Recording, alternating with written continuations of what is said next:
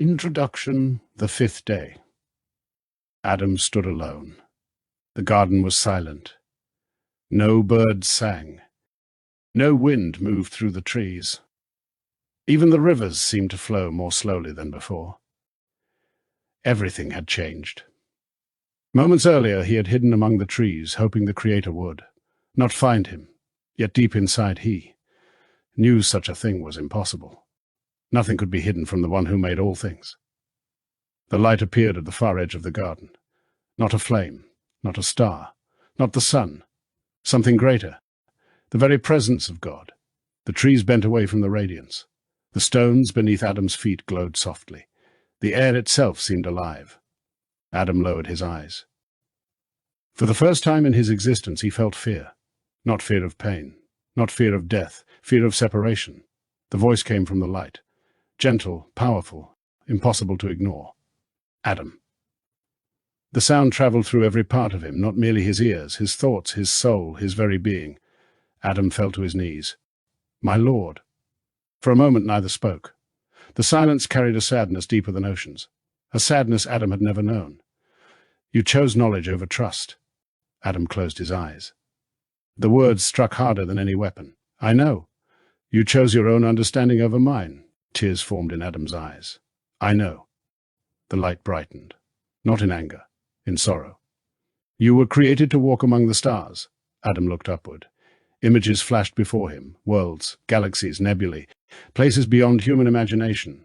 You were created as a being of light. The visions vanished. You were given dominion over the earth and all that moved upon it. The Creator paused. But now you will dwell among them. Adam felt something changing within him. His body felt heavier, slower, weaker. The sensation terrified him. The light continued. You will know hunger. Adam's stomach twisted. You will know pain.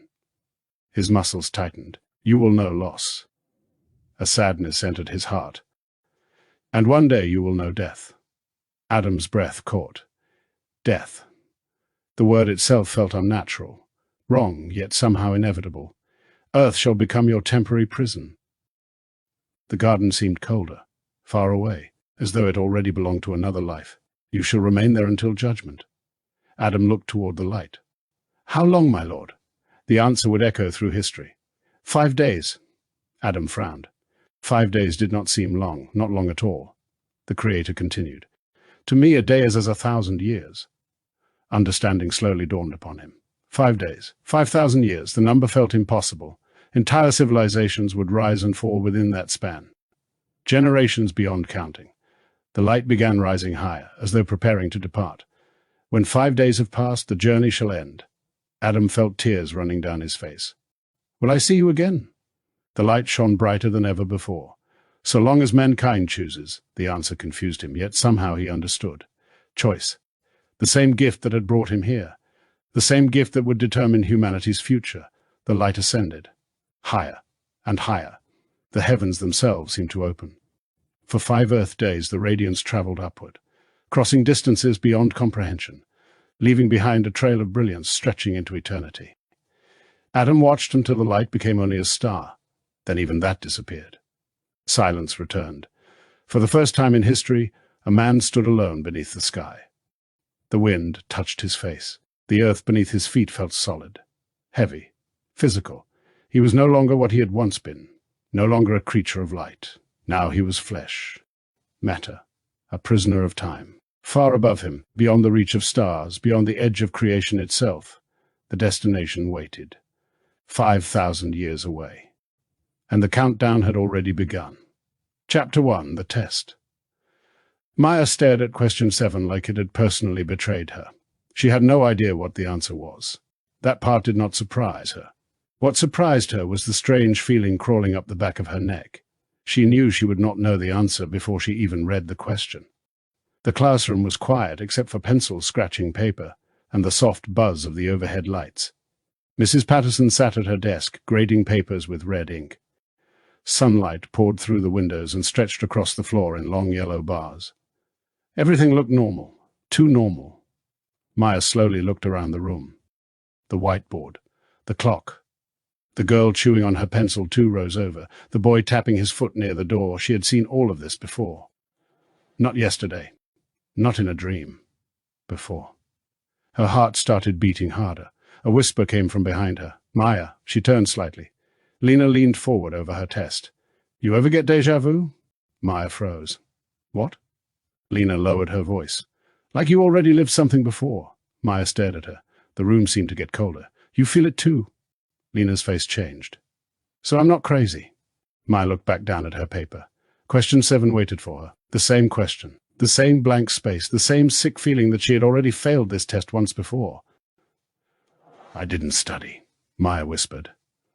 Lena gave a small, nervous laugh. Me neither. No, Maya said. I remember not studying. Lena stopped smiling. For a moment, neither girl said anything. The second hand on the clock ticked forward. Tick, tick, tick. Then the bell rang, exactly when Maya knew it would. Students jumped up, handed in their tests, and poured into the hallway.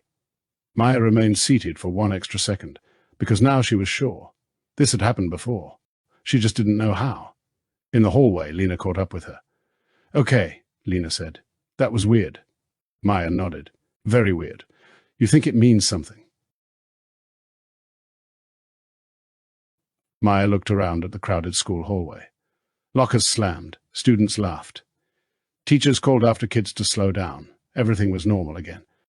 But Maya no longer trusted normal. I don't know, she said.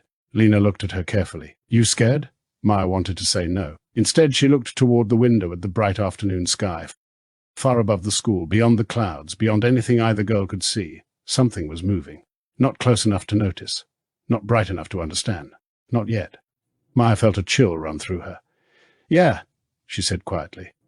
A little. Neither girl knew that thousands of miles away, beneath the border of Switzerland and France, scientists sat. CERN were preparing another test. Neither knew that hidden inside ancient Vatican archives were blueprints older than modern history.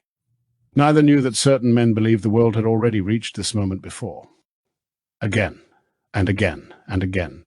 All Maya knew was that she had taken that test before, and somehow this time felt different. Chapter 2, the message. The coffee cup slipped from Agent Cole's hand. Brown liquid splashed across the desk. He jumped back. Cole, not instinct. Damn it. The cup rolled across the floor, exactly like it had yesterday. At least that was how it felt. Cole stared at the spilled coffee. A strange sensation crawled through his mind. Not memory. Something else. Something familiar. He knelt down, picked up the cup, looked at the stain spreading across the floor. Cole, I've seen this before. The words escaped without thinking. Across the room, Agent Parker looked up from her workstation. Parker, what, Cole? Nothing, forget it. Parker raised an eyebrow. Parker, one of those days? Cole nodded. Cole, something like that. The operations center hummed quietly around them. Computer screens glowed. Analysts monitored communications. News channels played silently on wall displays. Most of the room focused on routine intelligence work. Nothing unusual. Nothing exciting. Then a notification appeared. Incoming message.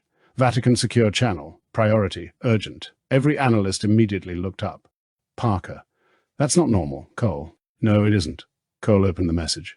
A single file appeared, attached, encrypted. No explanation, no introduction, no greeting. Just one sentence. If you are reading this, the reset was successful. Silence filled the room. Parker. What kind of message is that? Cole stared at the screen. Cole. I have no idea. The attached file slowly decrypted.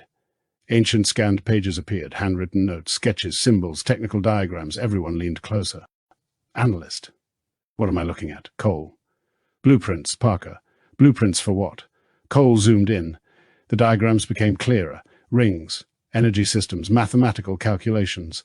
Structures unlike anything he had ever seen. Cole. That's what I'd like to know. A second message arrived from Vatican Archives. The text was brief. Recovered during archive restoration. Estimated age approximately 2,000 years. Further discussion requested. The room became quiet again. 2,000 years old. Impossible. Parker. That's a joke. Cole, maybe. But he didn't sound convinced, because the diagrams didn't look ancient. They looked advanced. Dangerously advanced. One of the analysts enlarged another page. A phrase appeared near the bottom. Translated from Latin. Warning concerning the fifth day. Analyst, what's the fifth day? Nobody answered, because nobody knew. Cole leaned back, studying the pages, studying the strange message. If you are reading this, the reset was successful. The sentence bothered him. Not because it was mysterious, because it sounded familiar. The same way the coffee spill had felt familiar. The same way a dream feels familiar after waking up. He rubbed his eyes. Cole. Get me the Vatican. Parker. You think it's real? Cole looked at the ancient diagrams, the impossible calculations, the warning, the message. Cole. I think somebody believed it was. Far away, within the Vatican archives, Father Matteo stood alone among shelves of ancient records. The original blueprints rested on a table before him. He looked toward a crucifix hanging on the wall. Father Matteo, please tell me we're wrong. The room remained silent, but deep down, he already knew the answer.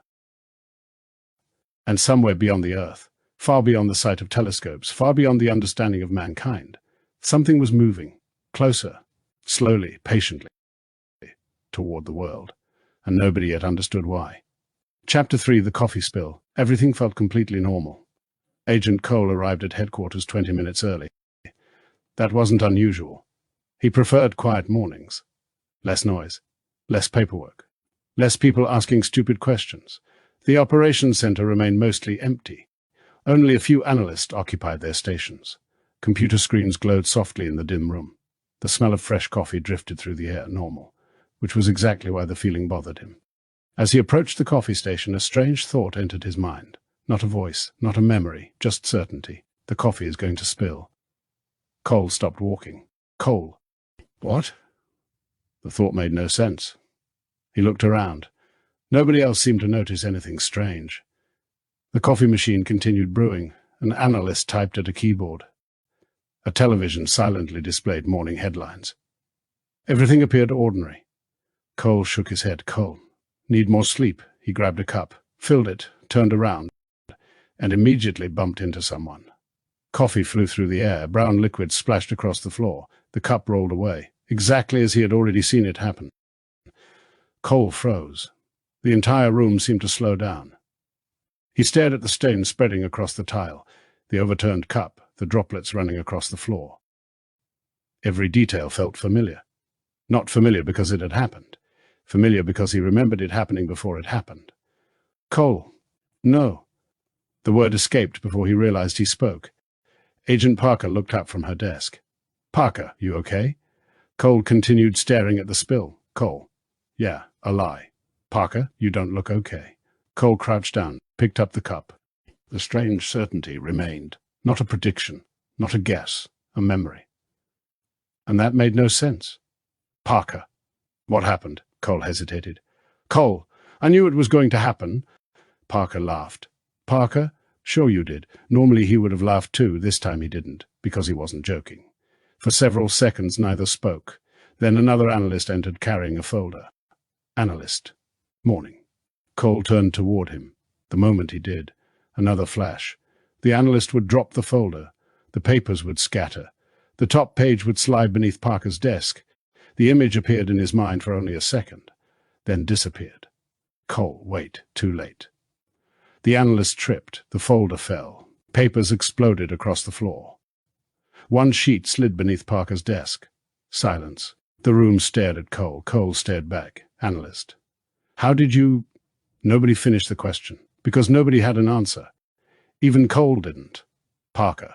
Okay. That was weird. Cole slowly sat down. For the first time in his career, something genuinely frightened him. Not because he saw the future. Because it didn't feel like seeing the future. It felt like remembering. Hours later, the Vatican transmission arrived. The ancient blueprints. The mysterious message. The warning concerning the fifth day. Most people focused on the documents. Cole couldn't stop thinking about the coffee and the folder and the impossible feeling that somewhere deep inside his mind he had already lived this day before. Far away, Maya sat in her bedroom staring at unfinished homework, unable to concentrate. The same strange feeling lingered inside her, like she had forgotten something important, something enormous, something just beyond memory. Across the world, thousands of people experienced similar moments. Small moments. Unimportant moments, easy to dismiss, a missed phone call, a familiar conversation, a dream that felt too real, a sudden certainty about what someone would say next. Most ignored it, most forgot about it. But for the first time in countless cycles, the cracks were beginning to show, and somewhere deep beneath CERN, a machine waited. Silent, hidden, patient, unaware that history was beginning to remember itself. Chapter 4, The Design. The Vatican archives were colder than Father Matteo remembered. Ancient stone walls stretched endlessly through underground corridors. Dust-covered shelves that had not been touched in generations. The deeper sections of the archive felt less like a library and more like a tomb. Father Matteo carried the blueprint case carefully. Agent Cole followed beside him. Neither man spoke. The strange message still lingered in both their minds. If you are reading this, the reset was successful. The sentence made no sense, yet somehow it felt important. They entered a secure research room. Several historians already waited. Computers glowed. Ancient documents covered large tables. Photographs of the recovered pages filled several monitors. Historian. Father Matteo. Anything? The historian hesitated. Historian. You're not going to like this.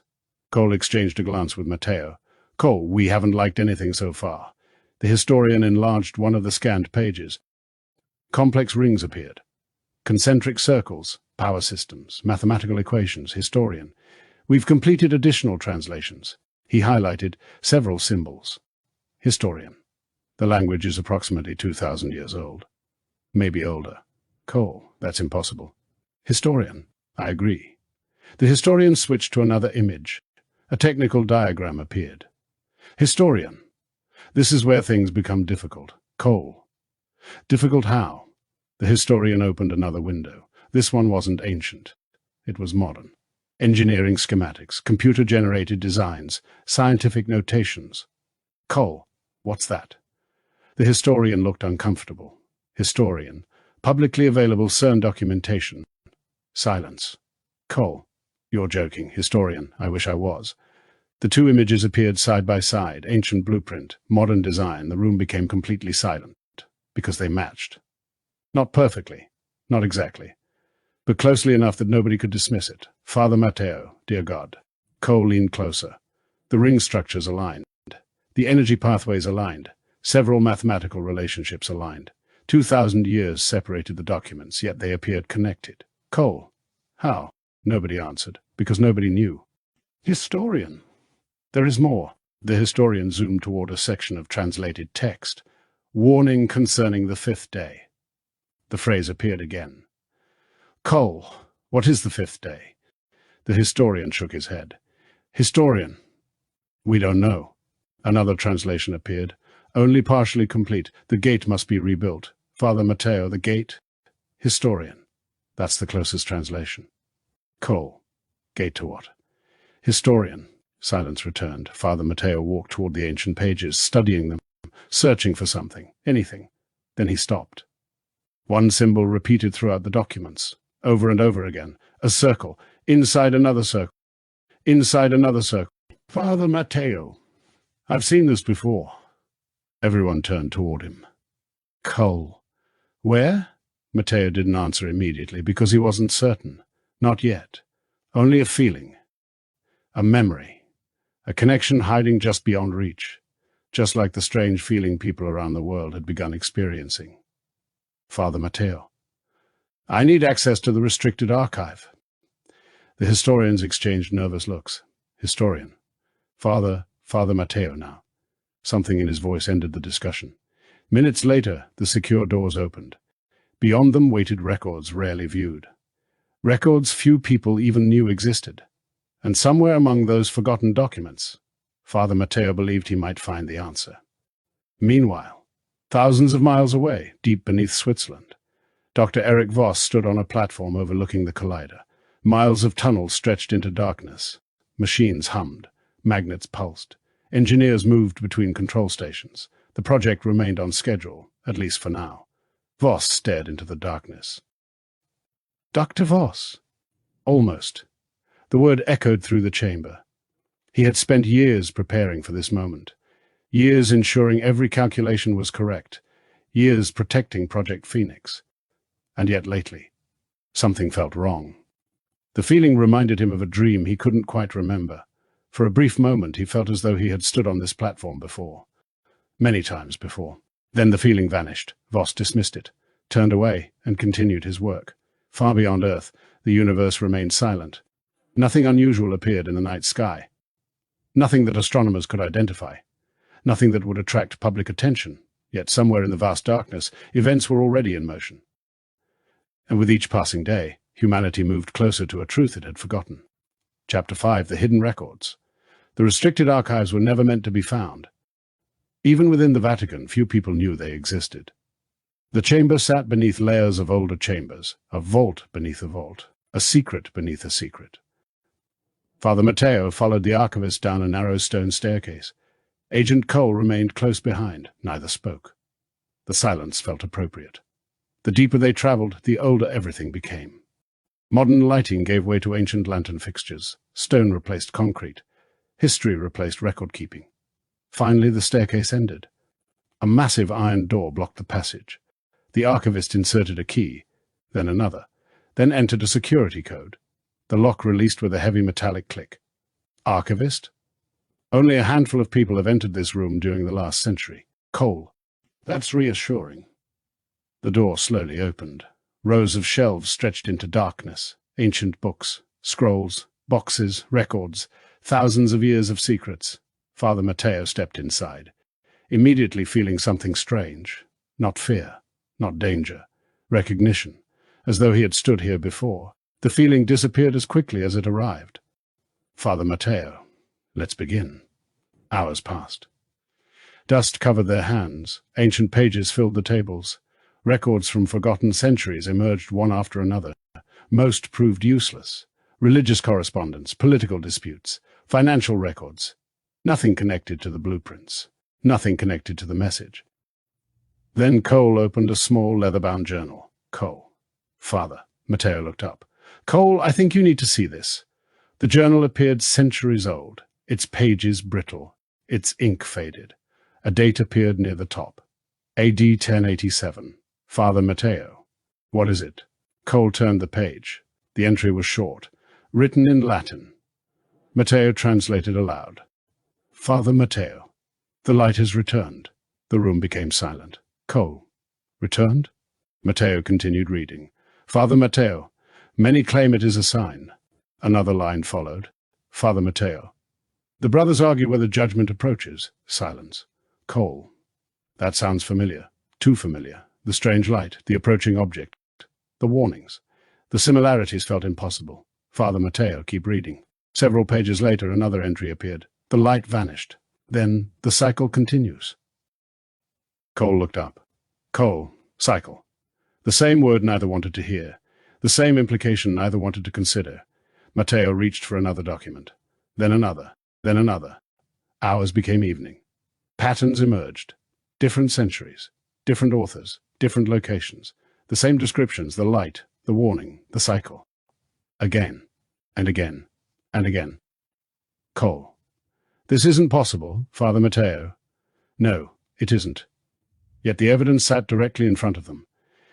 One record came from the 12th century, another from the 15th, another from the 18th, separated by hundreds of years. Yet all described similar events, not identical, close enough to frighten them. Then Father Matteo found something else, a sealed envelope, hidden between two larger books. The paper appeared newer than everything else, much newer, 20th century. The seal had already been broken. Matteo carefully unfolded the letter. A single sentence appeared, typed, not handwritten. His blood ran cold. Cole, what is it? Matteo handed him the paper. The sentence read, If you are reading this, the reset was successful. The room fell completely silent. Neither man moved. Neither spoke. Because this wasn't the ancient message. This was another copy, placed here at a different time, by a different person. Someone else had found the same truth, and left the same warning. Cole slowly lowered the page. Cole. How many people know? Matteo looked around the hidden chamber, the forgotten records, the repeated references, the mysterious message. Father Matteo. More than I think we're supposed to know. Far away. Deep beneath CERN, Project Phoenix continued. Engineers worked, computers calculated, machines hummed, and Dr. Eric Voss remained completely unaware that two men inside the Vatican had just discovered the first real evidence that history might be repeating itself. For the first time, the cycle was beginning to leave fingerprints. Chapter 6, The God Particle. The machine never slept. Miles beneath the border of Switzerland and France, the Large Hadron Collider hummed with controlled power. Superconducting magnets pulsed. Cooling systems circulated liquid helium. Thousands of sensors monitored every fraction of every second. The largest scientific instrument ever constructed by humanity continued its endless work. Dr. Eric Voss stood alone on an observation platform overlooking one section of the collider ring. The tunnel stretched into darkness, a perfect circle disappearing beyond sight. Dr. Voss, begin the sequence. Engineers acknowledged the command. Engineer. Sequence beginning. The control room came alive, monitors updated, energy levels climbed. Systems synchronized. For most of the staff it was another experiment, another test, another day at CERN. For Dr. Voss it was something else entirely. Years of preparation. Years of calculations. Years of secrecy. Everything moved toward a single moment. A younger scientist approached cautiously. Scientist. Doctor? Dr. Voss. Yes? Scientist. There's been another report. Voss looked up. Dr. Voss. Regarding the object? The scientist nodded. Scientist. Astronomers say it's brighter than last month. Voss remained silent. Scientist. Still no explanation. Dr. Voss. There never is. The scientist frowned. Scientist. Sir? Voss immediately corrected himself. Dr. Voss. Meaning unexplained observations are common. Continue monitoring. The scientist nodded and walked away. Voss watched him leave. The object, the mysterious light. The same reports appeared more frequently now. The public barely noticed. Most people ignored it, a curiosity in the sky. Nothing more. Yet every report made Voss increasingly uncomfortable. Not because he understood it, because he didn't. An uncertainty was something he hated. An alarm sounded. Engineer. Collision in 5 seconds. The control room focused. 5, 4, 3, 2, 1. The proton beams collided. Energy erupted through the detectors. Data flooded the screens. Thousands of measurements arrived instantly. Engineer, we're receiving data. Engineer 2, detector stable. Engineer 3, no anomalies. Relieved smiles appeared throughout the room. The experiment had succeeded. Another successful run. Another step forward, at least for everyone else. Voss studied the data. Something felt wrong. Not in the numbers. The numbers were perfect. The feeling came from somewhere deeper. The same strange sensation that had haunted him recently. Like remembering a dream. Or forgetting a memory. He turned toward one of the older monitors. A graph displayed historical experiment results. Thousands of tests. Years of data. Everything appeared normal. Then a strange thought entered his mind. You've seen this before. Voss blinked. Dr. Voss, of course I've seen this before. The response sounded defensive, even to him. Because the feeling wasn't familiarity, it was repetition, as though he had stood in this exact position, watched this exact graph, observed this exact experiment, countless times. The feeling disappeared immediately, leaving only discomfort. Engineer. Doctor? Voss looked up. Engineer. Everything all right? Dr. Voss. Fine. The answer came too quickly. He wasn't fine. Something was changing. The object in the sky. The growing reports. The strange feeling of repetition. Individually meaningless. Together unsettling. The younger scientist returned. Scientist. There's one more thing. Dr. Voss. What now? Scientist. Astronomers are requesting access to our sensor arrays. Dr. Voss. Denied. The answer arrived instantly. Scientist. Sir? Dr. Voss. They're particle detectors, not telescopes. The scientist nodded, though he seemed confused by the hostility. Voss watched him leave, then turned back toward the collider. The machine continued humming, patient, waiting. For a brief moment he imagined the tunnel stretching not through space, but through time. The thought vanished, yet somehow it left him uneasy. Far away, inside the Vatican archives, Father Matteo continued studying hidden records. And in a suburban bedroom, Maya stared out her window at the night sky. Neither knew it. But all three were moving toward the same answer, an answer hidden beneath centuries of secrets, an answer buried beneath CERN itself. Chapter 7, Falling Stars. Maya found Lena exactly where she expected, curled up on the couch, half paying attention to the television, half scrolling through her phone. "Lena, you're late. Maya. Mom wanted me to help with groceries. Lena, tragic." Maya laughed and dropped onto the couch beside her. The television was playing some ordinary afternoon show, but Maya suddenly felt her stomach tighten. The room changed, not physically. The couch was still there. Lena was still beside her. The TV still glowed from across the room, but something inside Maya shifted. A memory opened. Not a full memory. Piece. A flash. A breaking news banner. A reporter standing in the cold. Russia, Nebraska, no one hurt. Then the image vanished. Maya sat upright. "Lena." Maya stared at the television. "Maya, the news is about to cut in." Lena frowned. "Lena, what are you talking about?" Before Maya could answer, the screen flickered. The regular program disappeared. A red banner flashed across the screen. "Breaking news." Lena slowly lowered her phone. "Lena, okay, that was weird." Maya did not blink. Her eyes remained locked on the television. "Maya, first reporter's going to say upper atmosphere." The news anchor looked directly into the camera. "News anchor, good evening. We begin tonight with reports of unusual activity in Earth's upper atmosphere." Lena turned toward Maya. Her face went pale. "Lena, how did you know that?" Maya shook her head. "Maya, I don't know." Footage appeared of a bright streak tearing across the sky. Maya's breath shortened. "Maya, they're going to show Russia first. Snow, a flash over trees. The broadcast switched. A glowing object streaked above a snowy landscape. News anchor. One object was reported over a remote region of Russia." Lena sat up straight now. No phone, no smile, no jokes. "Lena." "Maya?" Maya whispered before the anchor continued. "Maya, no one was hurt. No major damage." Then Nebraska. A field. A smoking crater. The anchor continued. News anchor. "Fortunately, no injuries have been reported, and authorities say there has been no major property damage." The image changed. Emergency vehicles surrounded a crater in an open field. A reporter stood near police tape. Field reporter. "Here in Nebraska, officials say a small object came down in this field earlier this morning." Lena stood up. "Lena." "Nope, nope, nope, nope." "Maya." "Lena, Lena." "You just said Nebraska before she did." Maya's eyes stayed on the screen. She could feel the next part coming. "Maya. She's going to say witnesses saw a bright flash. Then some people felt strange before it happened." The field reporter raised one hand toward the crater. Field reporter. "Witnesses described a bright flash before impact. Several residents also reported strange sensations shortly. Before the event." Lena covered her mouth. "Lena, stop." "Maya, I can't." "Lena, yes you can. Stop saying it before they say it. You're freaking me out." Maya finally looked away from the television. Her eyes were wet. "Maya, I'm freaking me out." For several seconds, the girls only listened. The report continued. The anchors spoke with scientists. Government officials urged people not to panic. Experts insisted small objects entered Earth's atmosphere all the time. Maya knew the rhythm of it. She knew which anchor would speak next.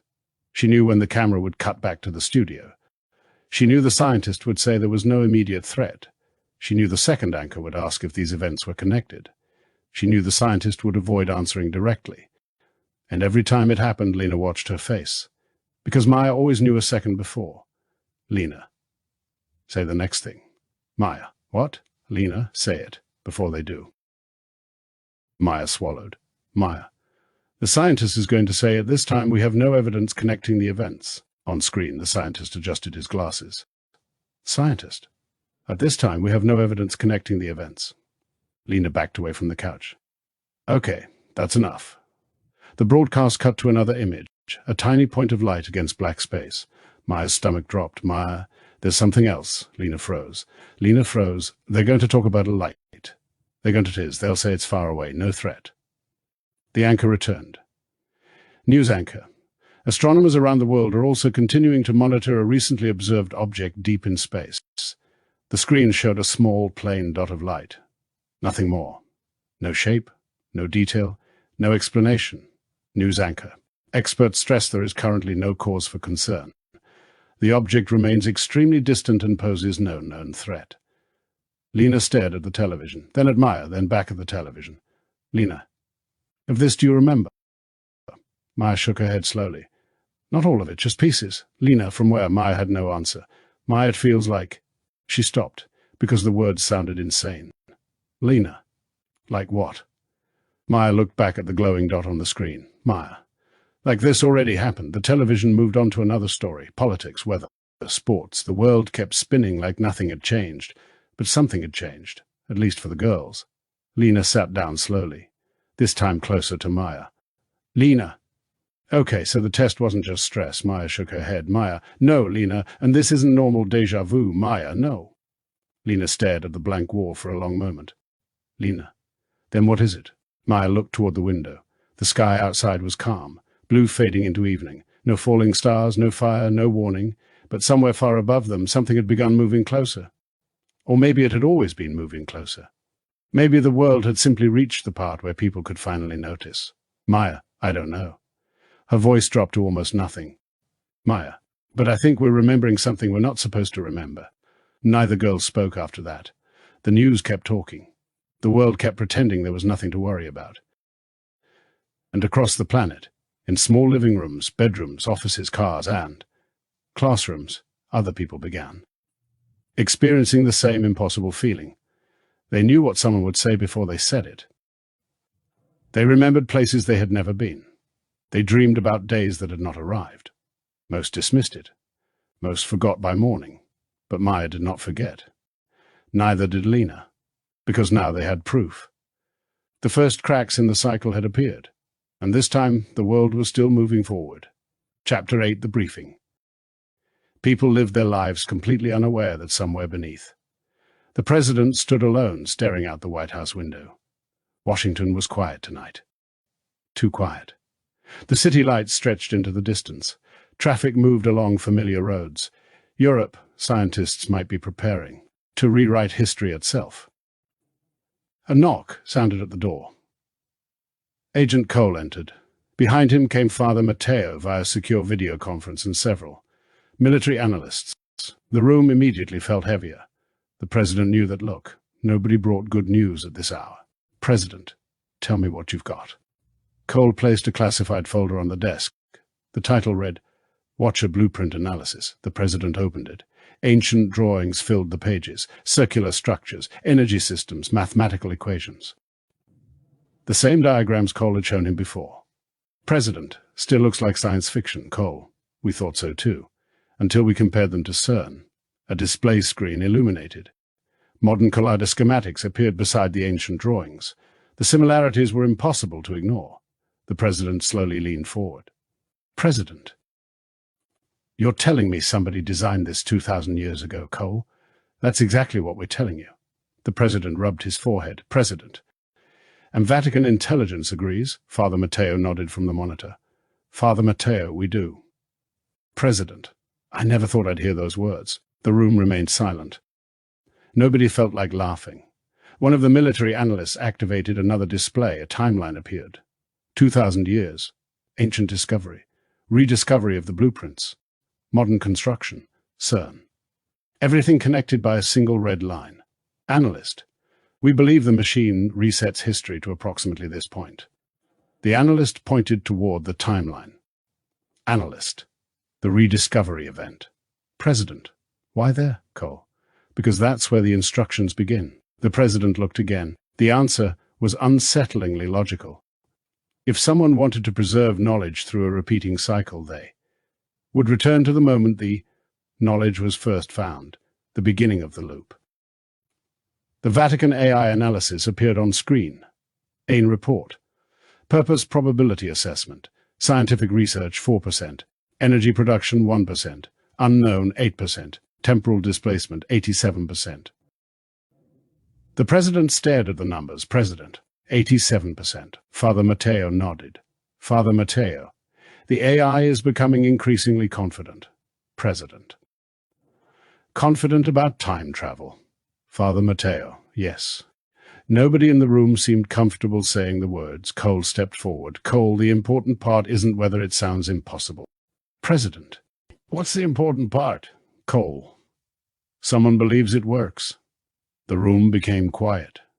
That changed everything. Whether the machine actually worked almost didn't matter. The fact that powerful people believed it worked was dangerous enough. Another analyst brought up a second report. Analyst. We're also tracking increasing reports of déjà vu. The president sighed. President. That again. Analyst, it's becoming impossible to ignore. Charts appeared. Millions of reports. Worldwide, every country, every age group, every profession. Analyst, we've never seen numbers like this. President, can we explain it? Analyst, no. President, can anyone? Analyst, no. The president leaned back. He hated mysteries. This entire situation was becoming one giant mystery. Father Mateo spoke quietly. Father Mateo, perhaps we're asking the wrong question. The room turned toward him. President, meaning Father Mateo, perhaps we shouldn't ask whether the machine works. The president raised an eyebrow. President, then what should we ask? Father Mateo paused. Father Mateo, why are they so certain it will? Nobody had an answer. The meeting continued for another hour. Scenarios, possibilities, contingencies. Every answer created two new questions. Eventually the president stood. President. All right, let's assume you're right. Let's assume CERN is attempting exactly what you think they're attempting. What do we do? The room fell silent. Everyone looked toward Cole. He already knew his answer. Cole. We slow them down. President. How? Cole. We find out what they need, and we make sure they don't get it on time. The president nodded. For the first time that night, a plan was beginning to form. Thousands of miles away, deep beneath CERN, Dr. Eric Voss reviewed a construction report. His eyes stopped on a delivery schedule. Several critical upgrades remained on order. Without them, activation would be delayed. Voss frowned. Something felt wrong. Another wave of déjà vu struck him, only a second, but long enough to leave him uneasy. He stared at the report, then whispered to himself, Dr. Voss' destination. Not this time. Outside, the world slept. Unaware that two groups had just begun moving toward the same. One trying to complete the machine, the other trying to stop it. And somewhere between them, history itself waited.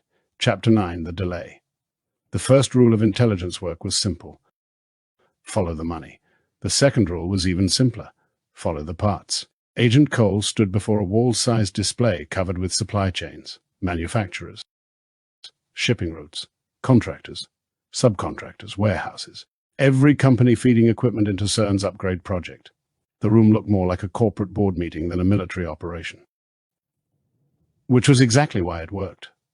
Wars were no longer fought only with bullets. Sometimes they were fought with purchase orders. Agent Parker, I still can't believe we're doing this.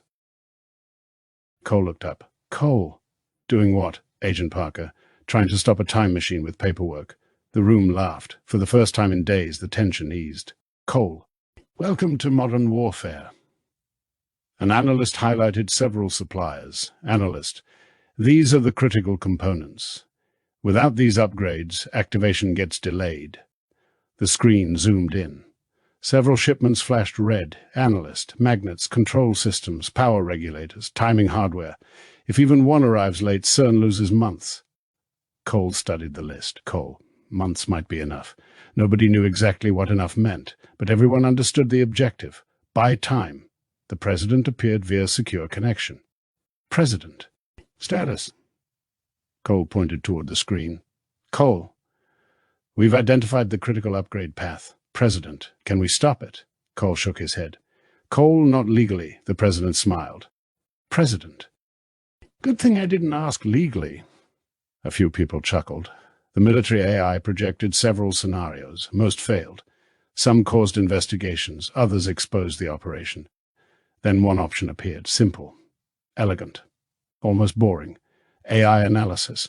Recommended action. Introduce component failure probability. Activation delay estimate. 5 to 12 months. The room grew quiet. Agent Parker. That's it? Analyst. That's it. Cole nodded slowly. The simplest plans were often the best. Across the Atlantic, deep beneath CERN.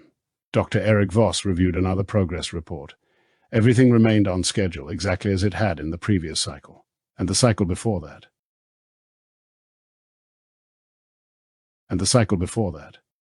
Though he didn't consciously remember those timelines, Project Phoenix did. And Project Phoenix showed consistency, predictability, order. The machine always reached completion. The reset always occurred. History always restarted. Voss closed the report, satisfied. Back in Washington, the operation began. The Patriots never called it sabotage. They called it disruption. A small change here. A delayed shipment there, a replacement vendor, an overlooked specification. Nothing dramatic, nothing anyone would notice. Individually. Together they would become a problem. 3 weeks later, the first warning arrived at CERN. Project status alert. Delivery delayed detected. Voss frowned. Minor. Nothing serious. He approved contingency procedures. The project continued. 2 weeks later, a second warning. Project status alert. Component verification failure. Voss frowned again. Still manageable. Still recoverable. A month later, 3 additional delays appeared. Now he was irritated. Dr. Voss, what is going on? The project manager shifted nervously. Project manager, probably supply chain issues. Voss stared at him. Dr. Voss. The manager quickly looked away. No delays, not one. The upgrades had always arrived on schedule. Always. Voss sat back, thinking. That same uncomfortable feeling, déjà vu, not a memory, a warning. Washington, 3 months later, probably. That night Voss opened Project Phoenix. He searched previous cycle reports. The results surprised him. None. Cycle after cycle. The feeling returned, the one he'd been experiencing more often. The Patriots gathered around a monitor. The latest report appeared. Activation delay. Estimated additional time, 5 months. The room erupted in cheers. Parker slapped Cole on the shoulder. Agent Parker. We did it. For the first time in months. Cole, no, we bought time. Big difference. Nobody in the room realized what had truly happened. Nobody in the room realized what had truly happened, not yet. What they had actually delayed was a reset.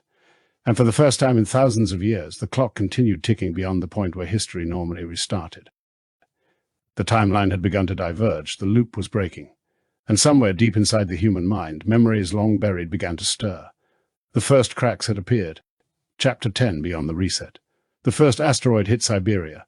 Fortunately, nobody lived near the impact site.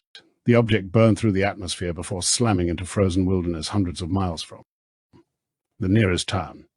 Most people ignored the story. A one-day headline, nothing more. Then another asteroid appeared, and another. Small, random, unpredictable. Enough to make scientists nervous, not enough to make the public panic yet. 3 months had passed since the Patriots introduced the delays. 3 months beyond the point where history normally reset. Though nobody understood the significance. Not yet. Maya sat on the couch watching television. Lena had come over after school. Both girls stared at the news coverage. Both King Crater filled the screen. News anchor.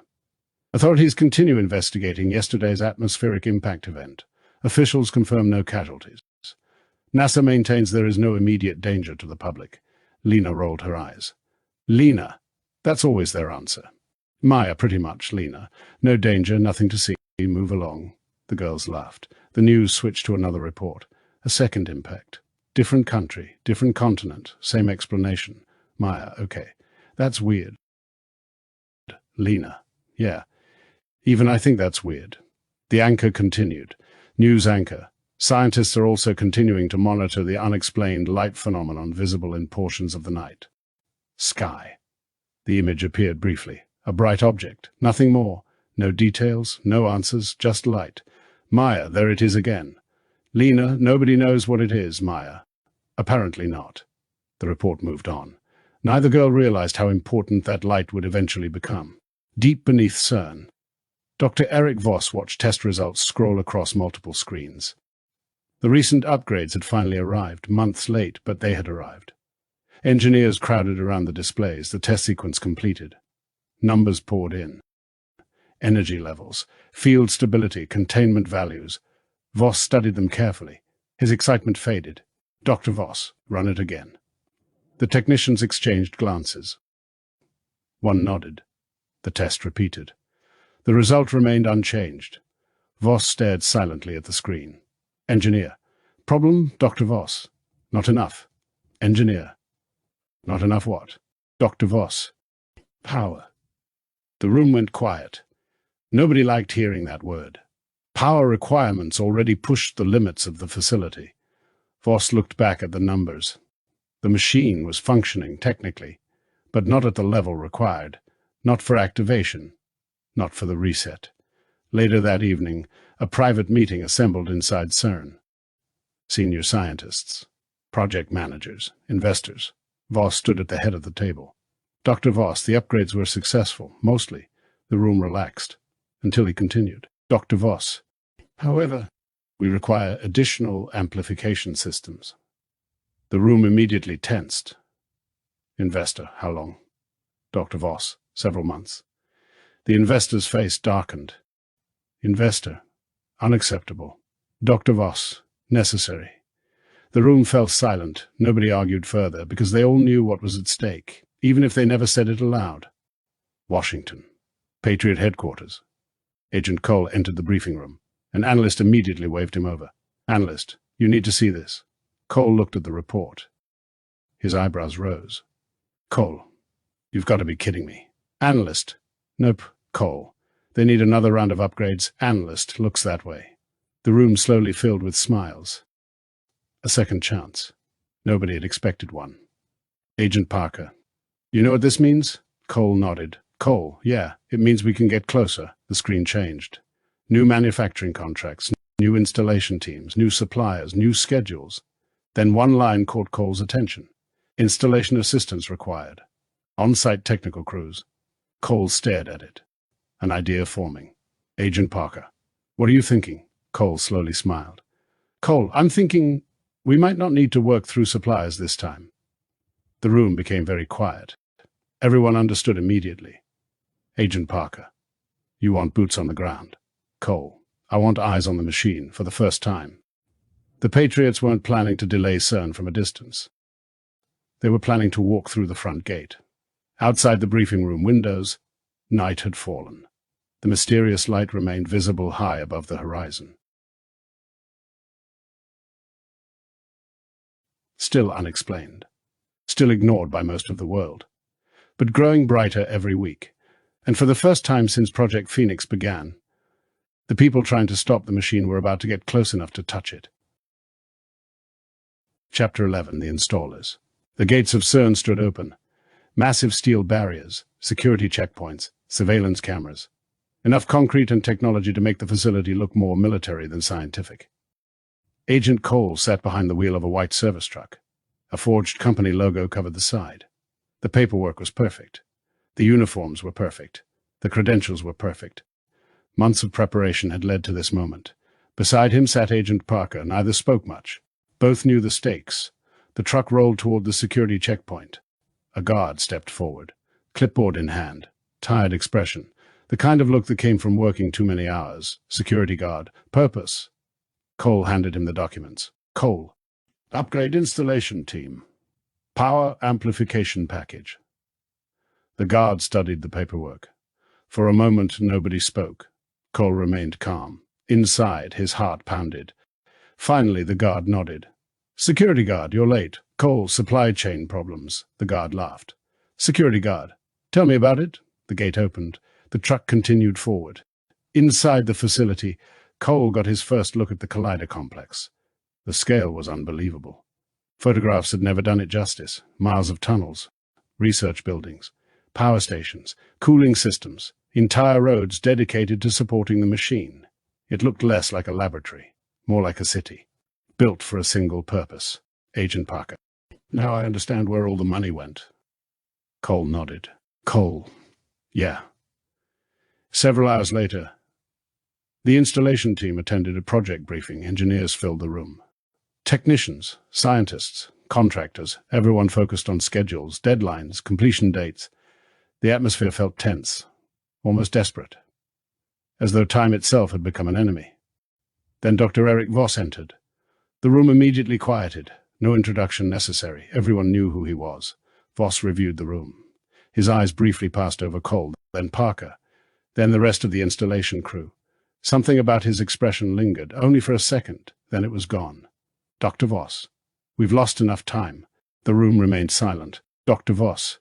The new amplification systems are now our highest priority. Every day matters. Every hour matters. I expect everyone here to understand that. Nobody argued. Nobody questioned him.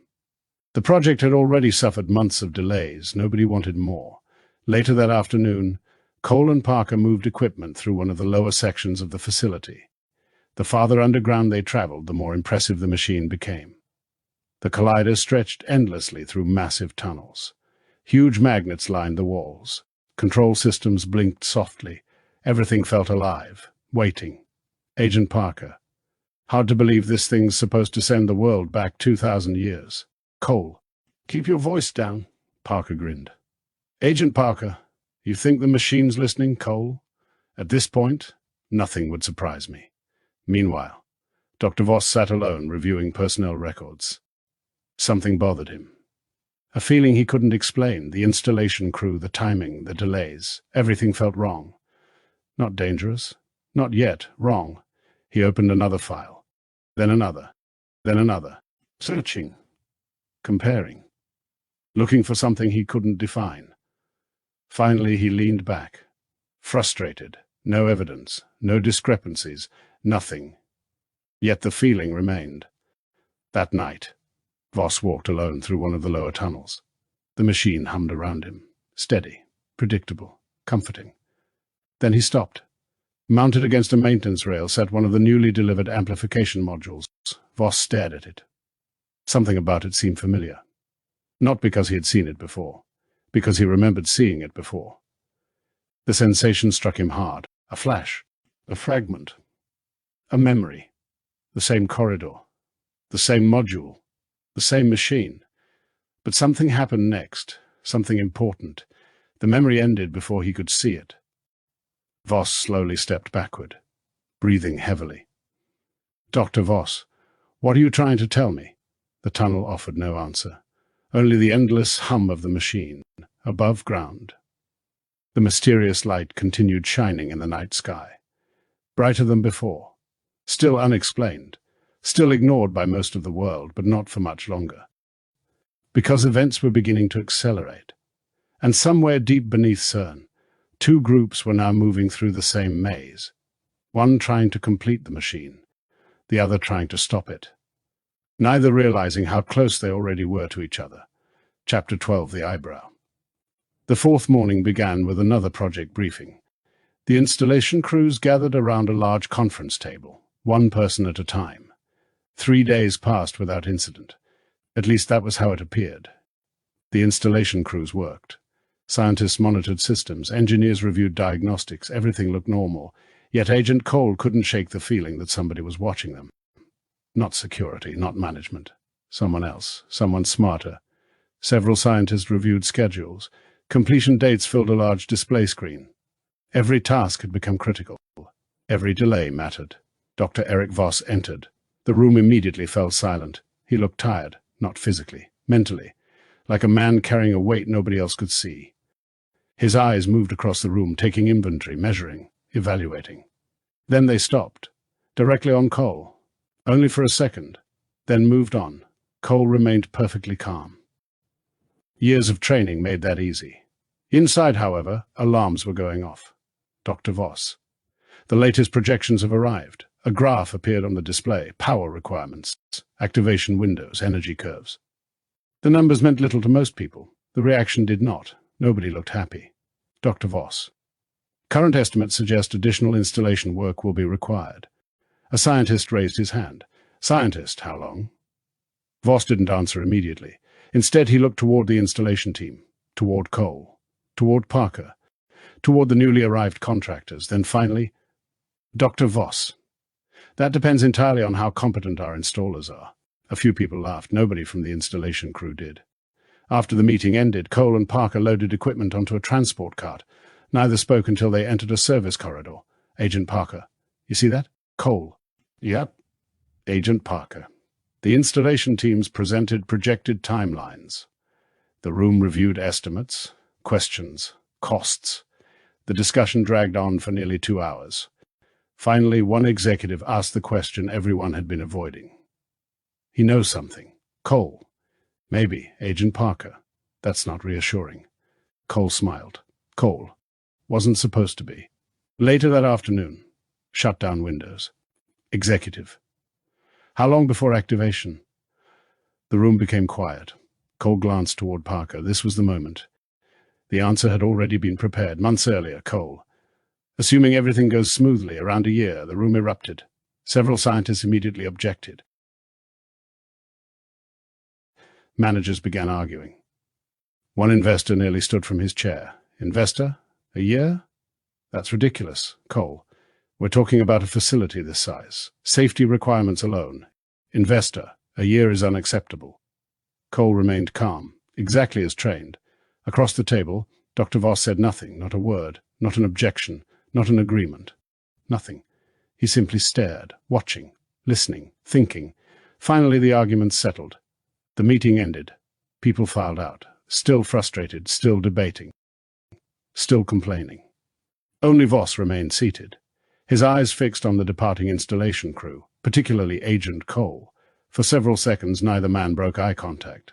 Then Voss slowly raised one eyebrow, not accusing, not suspicious, curious, as though trying to solve a puzzle. Cole turned and walked out, never looking back. The moment the corridor door closed behind them, Parker exhaled loudly. Agent Parker? I thought we were done. Cole. So did I, Agent Parker. I seriously thought he was about to throw us out. Cole. Yeah, me too. They continued walking. The tunnel stretched endlessly ahead, the machine humming behind the walls. Agent Parker. You know it doesn't take a year. Cole. I know. Agent Parker. 5 months. Maybe 6. Cole. I know. Agent Parker. Then why didn't he call us out? Cole stopped walking. The question had been bothering him too. Cole. Because he doesn't know what's wrong yet. Agent Parker. You sure? Cole. No. That's the problem. Far behind them, Dr. Voss remained seated alone in the conference room. The last person left. The last light still on. He replayed the meeting in his mind. Every answer, every expression, every hesitation. Something wasn't right. The installation crew was hiding something. He felt it. The same way he felt the delays, the same way he felt the timeline changing, the same way he felt history drifting away from the path Project Phoenix described. Yet feelings weren't evidence. And evidence was what he needed. Slowly he opened a terminal, entered his credentials, and accessed internal personnel records. One name appeared on the screen, then another, then another. He began digging, quietly, patiently, like a hunter following tracks. Dr. Voss, let's see who you really are. Elsewhere in the world. The asteroid reports continued. Another impact, another unexplained event, another government press conference. Scientists reassured the public. News anchors joked about it. Most people went back to their lives, but a small number were beginning to pay attention, because the signs were increasing. And for the first time in centuries, the clock was moving beyond the point where history normally restarted. Chapter 13, The Telescope. Spiritually, news reports continued playing throughout the day. The news anchor pointed toward another image of the light, then he stood. The Vatican was unusually quiet, not physically. The atmosphere felt different, as though everyone sensed something approaching, but nobody could explain what. Asteroids. Atmospheric impacts, the mysterious light, experts debating, scientists guessing, nobody knowing. Father Matteo watched the latest broadcast from a small office inside the archives. Still distant, still unresolved, still unexplained. The television clicked off. Silence filled the room. Father Matteo remained seated, thinking, praying, remembering. Several floors below, Agent Cole reviewed intelligence reports. Nothing made sense anymore. The asteroids, the machine, the delays, the Watcher blueprints. Every answer seemed to create more questions. A shadow appeared in the doorway. Cole looked up. Father Matteo stood there, no smile, no greeting, just a serious expression. Father Matteo, follow me. Cole, what's going on? Father Matteo, no questions, not yet. Follow me. Something in the priest's voice made Cole stand immediately. The two men walked through ancient corridors. Neither spoke. They passed locked doors, restricted archives, sections of the Vatican few people ever entered. The farther they walked, the older everything became. Older stone, older walls, older history. Eventually they reached a secured door. Father Matteo entered an access code. Several locks disengaged. The heavy door slowly opened. Cole stepped inside. His eyes widened. The chamber was enormous, a massive observatory, far larger than he expected. Screens lined the walls. Astronomical equipment filled the room. At the center stood a control terminal connected to one of the most powerful telescopes on Earth. Cole. I didn't know this was here. Father Matteo. Few people do. The priest moved toward the controls. His hands trembled slightly, not from age, from anticipation. Or fear. Perhaps both. Coordinates appeared on the screen. The telescope began moving. Massive machinery rotated above them. Motors hummed, systems calibrated, the target lock engaged. The mysterious light appeared on the monitor, bright, featureless, exactly as every telescope on Earth had seen it. Nothing unusual, nothing revealing, just light. Cole frowned. Cole. That's it. Father Mateo said nothing. He activated another sequence, image enhancement, filtering, spectral isolation, magnification. The computer began processing, layer after layer, detail after detail. The image slowly sharpened. Something appeared inside the light. At first it looked impossible, a distortion, an artifact, mistake. Then more details emerged, structures, lines, shapes, geometry, order, design. Cole slowly stepped closer, his heart pounding. Cole, what am I looking at? The image sharpened again, and suddenly the light was no longer just a light. Buildings, immense buildings, golden structures stretching beyond the visible horizon, towers, walls, an entire city, a city suspended within the brilliance. Father Mateo staggered backward. His eyes filled with tears. For several moments he couldn't speak. Father Mateo, my God. Cole stared at the screen, unable to process what he was seeing. Every scientific explanation died in that moment. Every theory, every assumption gone. Cole, that's impossible. The image sharpened one final time, more beautiful, more overwhelming. Unlike anything humanity had ever built, unlike anything humanity could build, Cole found himself unable to look away. Cole, what is it? The priest slowly lowered his head. Father Mateo, I don't know. Silence. Because not everyone is ready to see that. Then Father Mateo reached forward. Click. The screen went black. The feed vanished. The telescope shut down. Cole turned toward him. Cole, why did you turn it off? The priest stared at him, his face suddenly serious. More serious than Cole had ever seen. Father Mateo. He pulled a small notepad from his pocket, quickly wrote several numbers, coordinates, access codes, remote telescope credentials. The priest handed the paper to him. Father Mateo, give these to your superiors. If they need confirmation, they can access the telescope remotely. Cole took the paper, still trying to process what he had witnessed. Cole, you believe this is it? The priest looked toward the dark monitor, toward the place where the image had been moments earlier. Father Mateo. The signs, the asteroids, the machine, the fifth day. His voice lowered, almost to a whisper. Father Mateo, the day is upon us. Your men must not fail. Neither spoke another word, because for the first time, someone had finally seen what was hiding inside the light, and nothing would ever be the same again. Chapter 14, The Investigation. Dr. Eric Voss trusted numbers. Numbers didn't lie. Machines didn't lie. Data didn't lie. People lied. People lied all the time. Which was exactly why he had stopped trusting them years ago. The installation crew bothered him, not because they had made mistakes, actually the opposite. They were too good, too disciplined, too prepared, too calm. Every answer arrived exactly when needed. Every explanation sounded reasonable. Every document checked out. And somehow, that bothered him even more. Late that evening, Voss remained alone in his office. The facility had quieted. Most employees had gone home. Only essential personnel remained underground. Perfect. No interruptions. He opened the personnel database. One by one, he began reviewing the installers. Names, addresses, employment records, tax documents, training certifications. Everything appeared legitimate. Dr. Voss, come on. He leaned back, frustrated. The records were clean, too clean. A thought occurred to him. He opened another system, not personnel, financial audits, travel logs, background verification records, the deeper records, the ones most people never checked. Hours passed. The clock moved toward midnight. Still nothing. Then he found it. A tiny inconsistency. So small most people would never notice. One installer had attended a certification course. The record existed. The instructor existed. The facility existed. The date existed. Everything matched. Except the instructor had been hospitalized that week. The course never happened.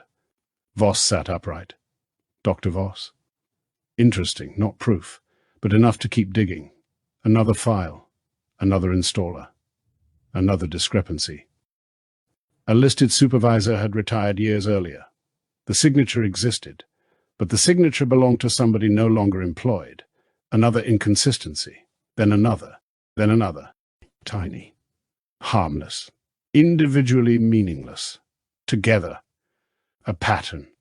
The installation crew was built upon layers of fabricated history, very good fabricated history. Professional. Expensive. Government-level expensive. Voss stared at the screen. A chill moved through him. Dr. Voss, who are you? For the first time, he stopped investigating the installers and started investigating who would send them. The answer arrived surprisingly fast. Several intelligence databases were unavailable. Restricted. Blocked. Government classified. Voss smiled. Not because he was happy, because the response itself was an answer. Normal contractors didn't trigger classified barriers. Government agents did. The smile vanished. Dr. Voss, spies. The word hung in the empty office. Not journalists, not activists, not competitors. Government agents. He stood and walked toward the window. Far below, portions of the collider stretched into darkness. The machine waited patiently. The countdown continued. The world above had no idea. Then another question entered his mind, the dangerous question. Who told them? Project Phoenix had remained hidden for decades. The machine's true purpose remained hidden. The Watcher blueprints remained hidden. So how had anyone discovered the truth? His thoughts immediately returned to the Vatican, the ancient tablets, the recovered blueprints, the archives. Voss felt his stomach tighten. Dr. Voss, the Vatican. He wasn't certain, but it was enough. Enough to begin the next phase. Slowly he closed the personnel records, opened another file, a secure contact list, one never discussed openly, one never acknowledged officially. Several names appeared.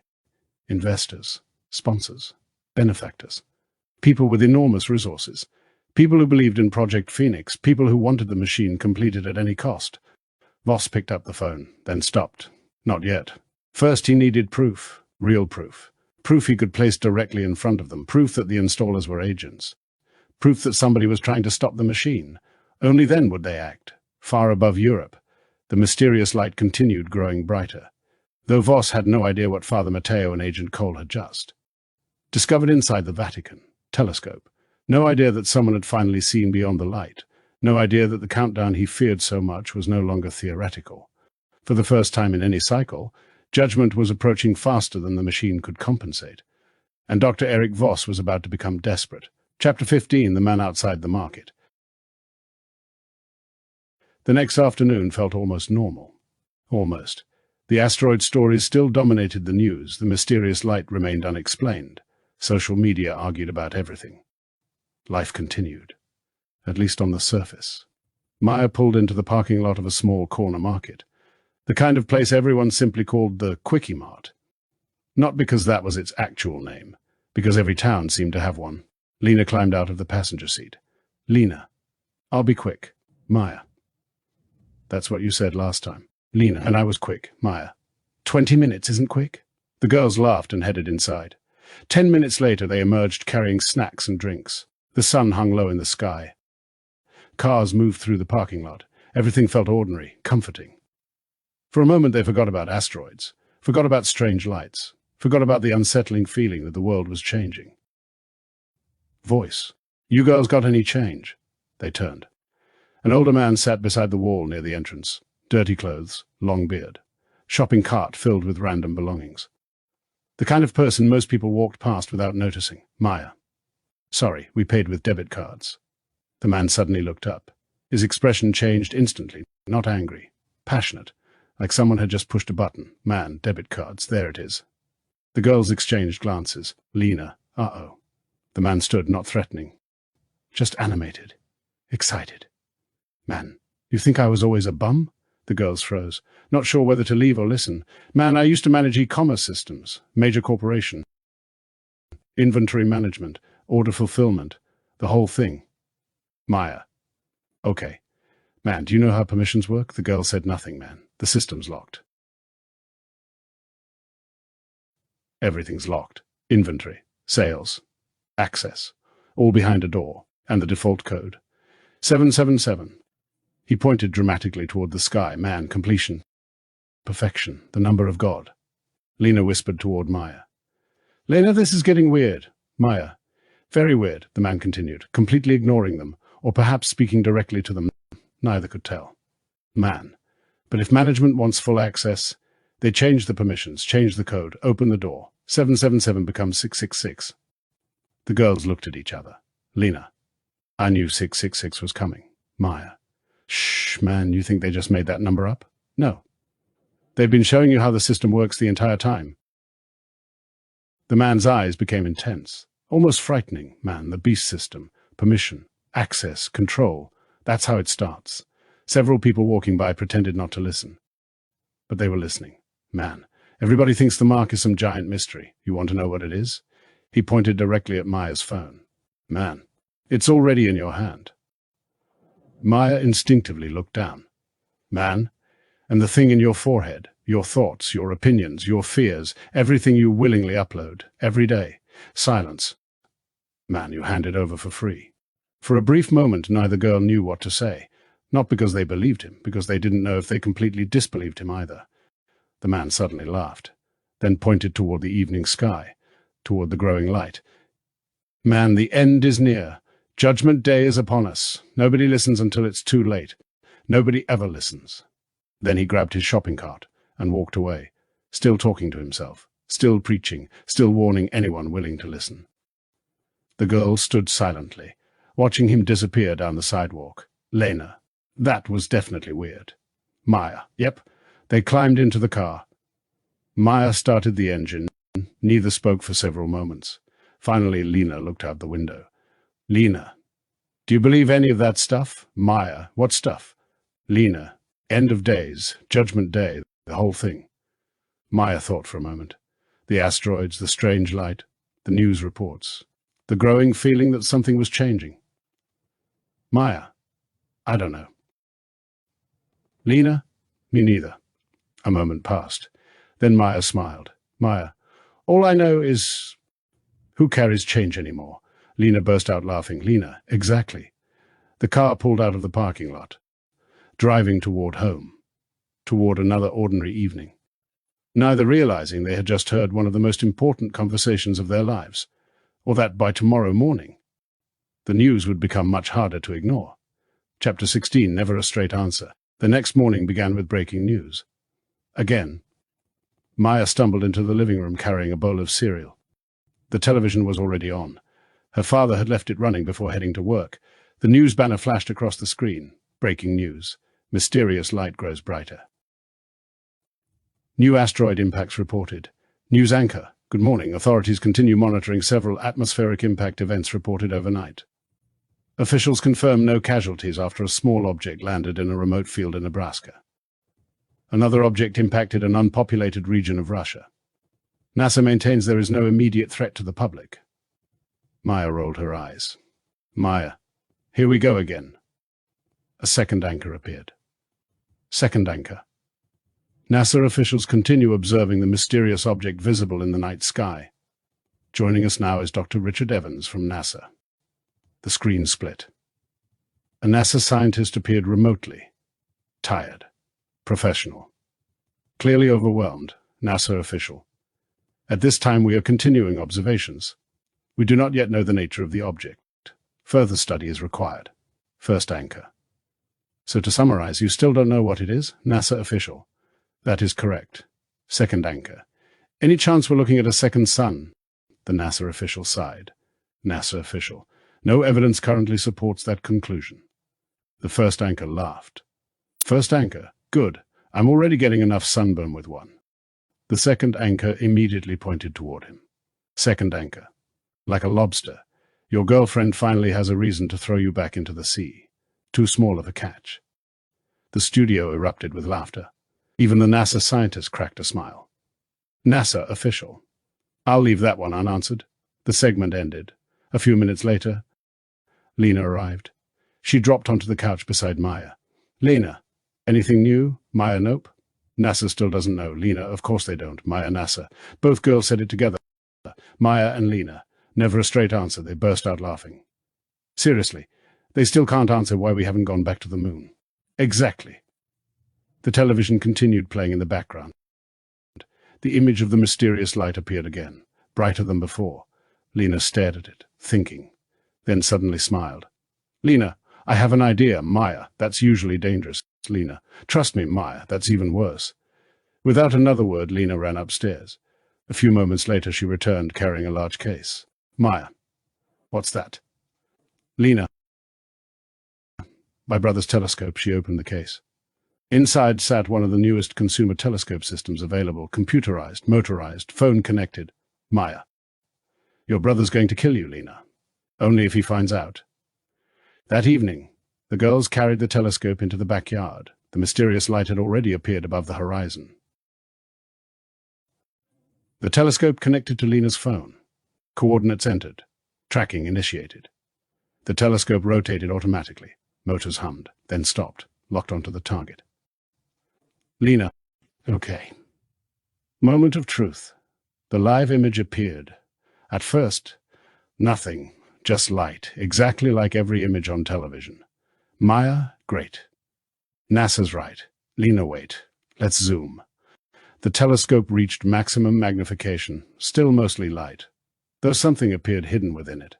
Maya. Take a picture. Lena already did. The image transferred to a laptop. Maya. Can you sharpen it? Lena. Let's find out. They loaded the photograph into an AI enhancement program. Resolution increased, noise reduced, details sharpened, the software processed, then processed again, then displayed the result. Neither girl spoke. Maya, no way. Lena, no. The image clearly showed structures, massive structures, impossible structures, an entire city hidden within the light. Golden towers stretched across the enhanced image, walls, roads, buildings beyond imagination. Maya.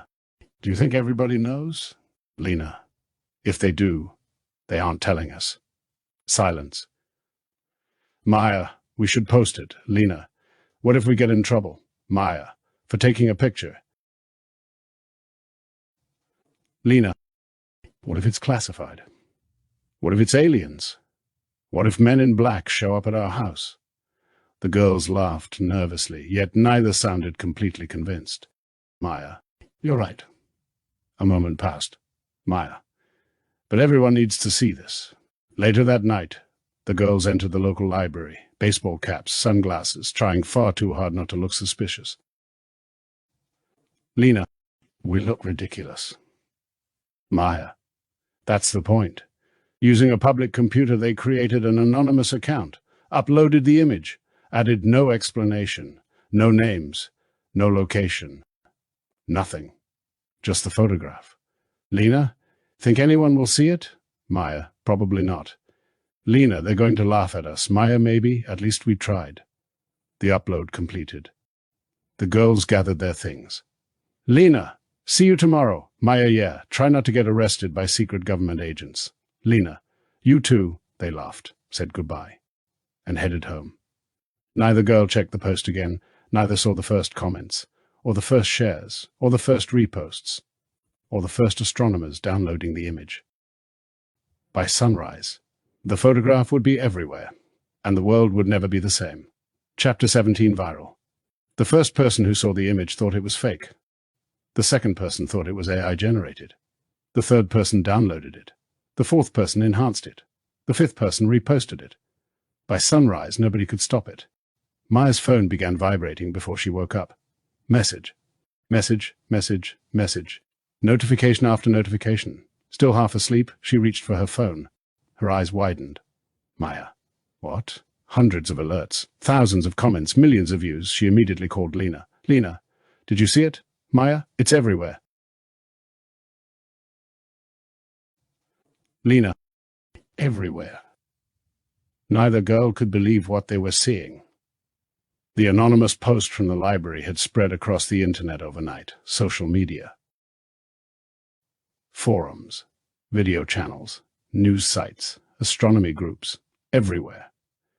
People had already begun analyzing it, comparing it, enhancing it, confirming it. And the worst part, nobody could disprove it. Television screens around the world suddenly changed programming. Emergency discussions, special reports, expert panels, news anchor. A mysterious image circulating online has sparked worldwide debate. The photograph appears to show structures inside the unidentified object, currently approaching Earth. Experts remain divided on the authenticity of the image. A second screen appeared. Astronomers, scientists, government representatives, everyone talking at once. Astronomer, genuine. Scientist, we cannot verify that. Astronomer, neither can you disprove it. Scientist, that doesn't mean it's real. Astronomer, it also doesn't mean it isn't. The argument continued. The internet exploded.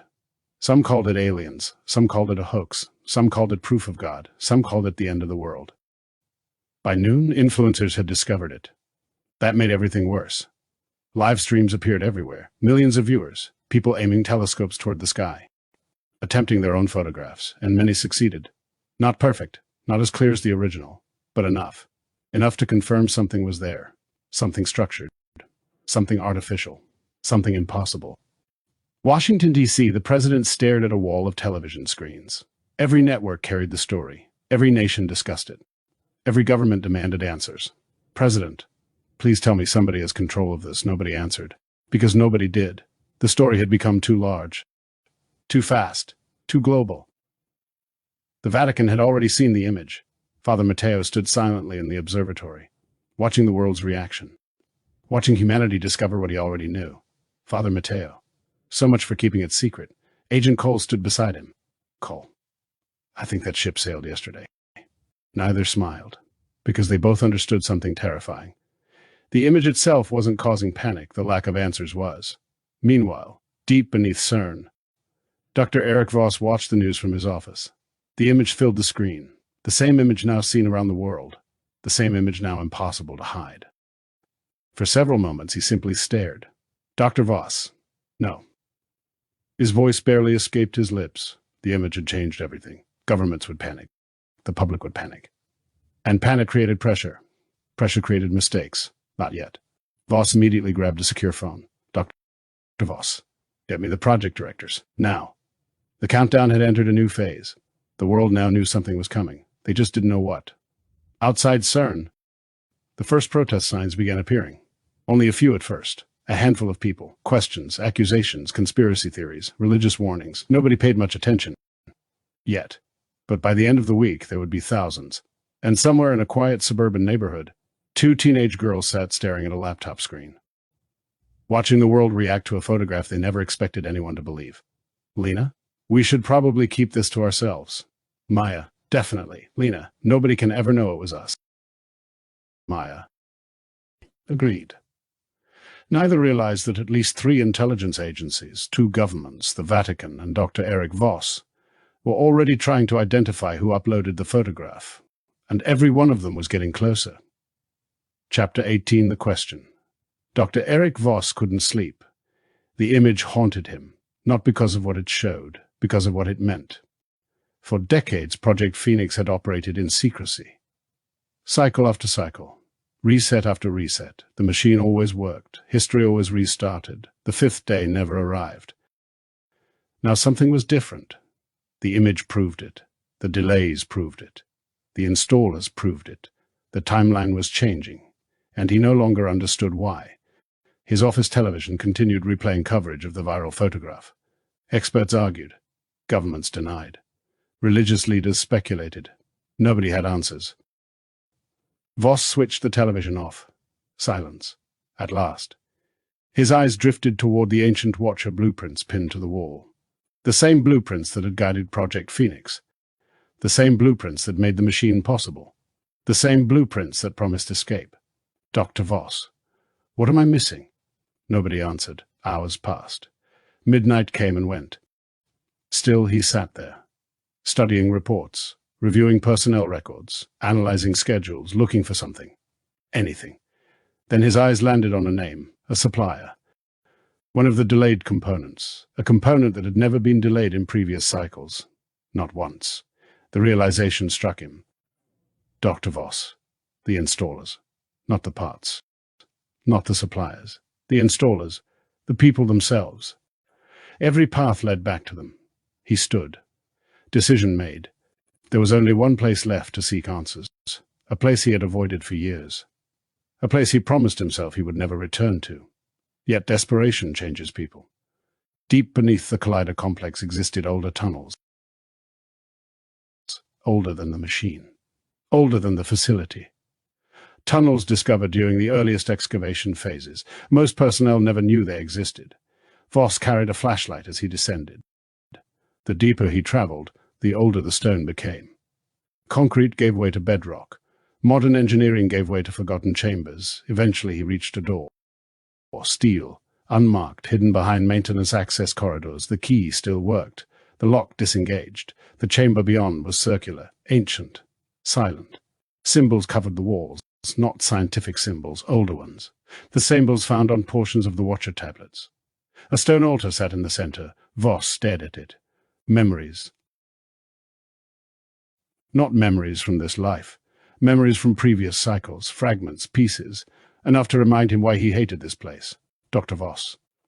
I swore I wouldn't do this again, but he already knew he would. The machine was too important, the stakes too high. The image of the city lingered in his mind. The delays, the installers, the approaching end of the 5th day. Slowly he prepared the ritual.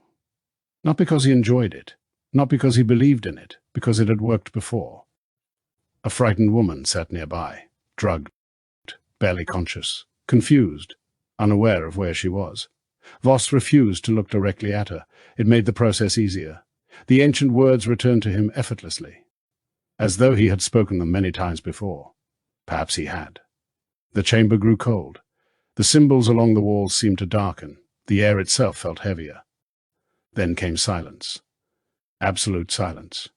Voss completed the final words. The world vanished. One moment he stood in the chamber. The next he stood somewhere else.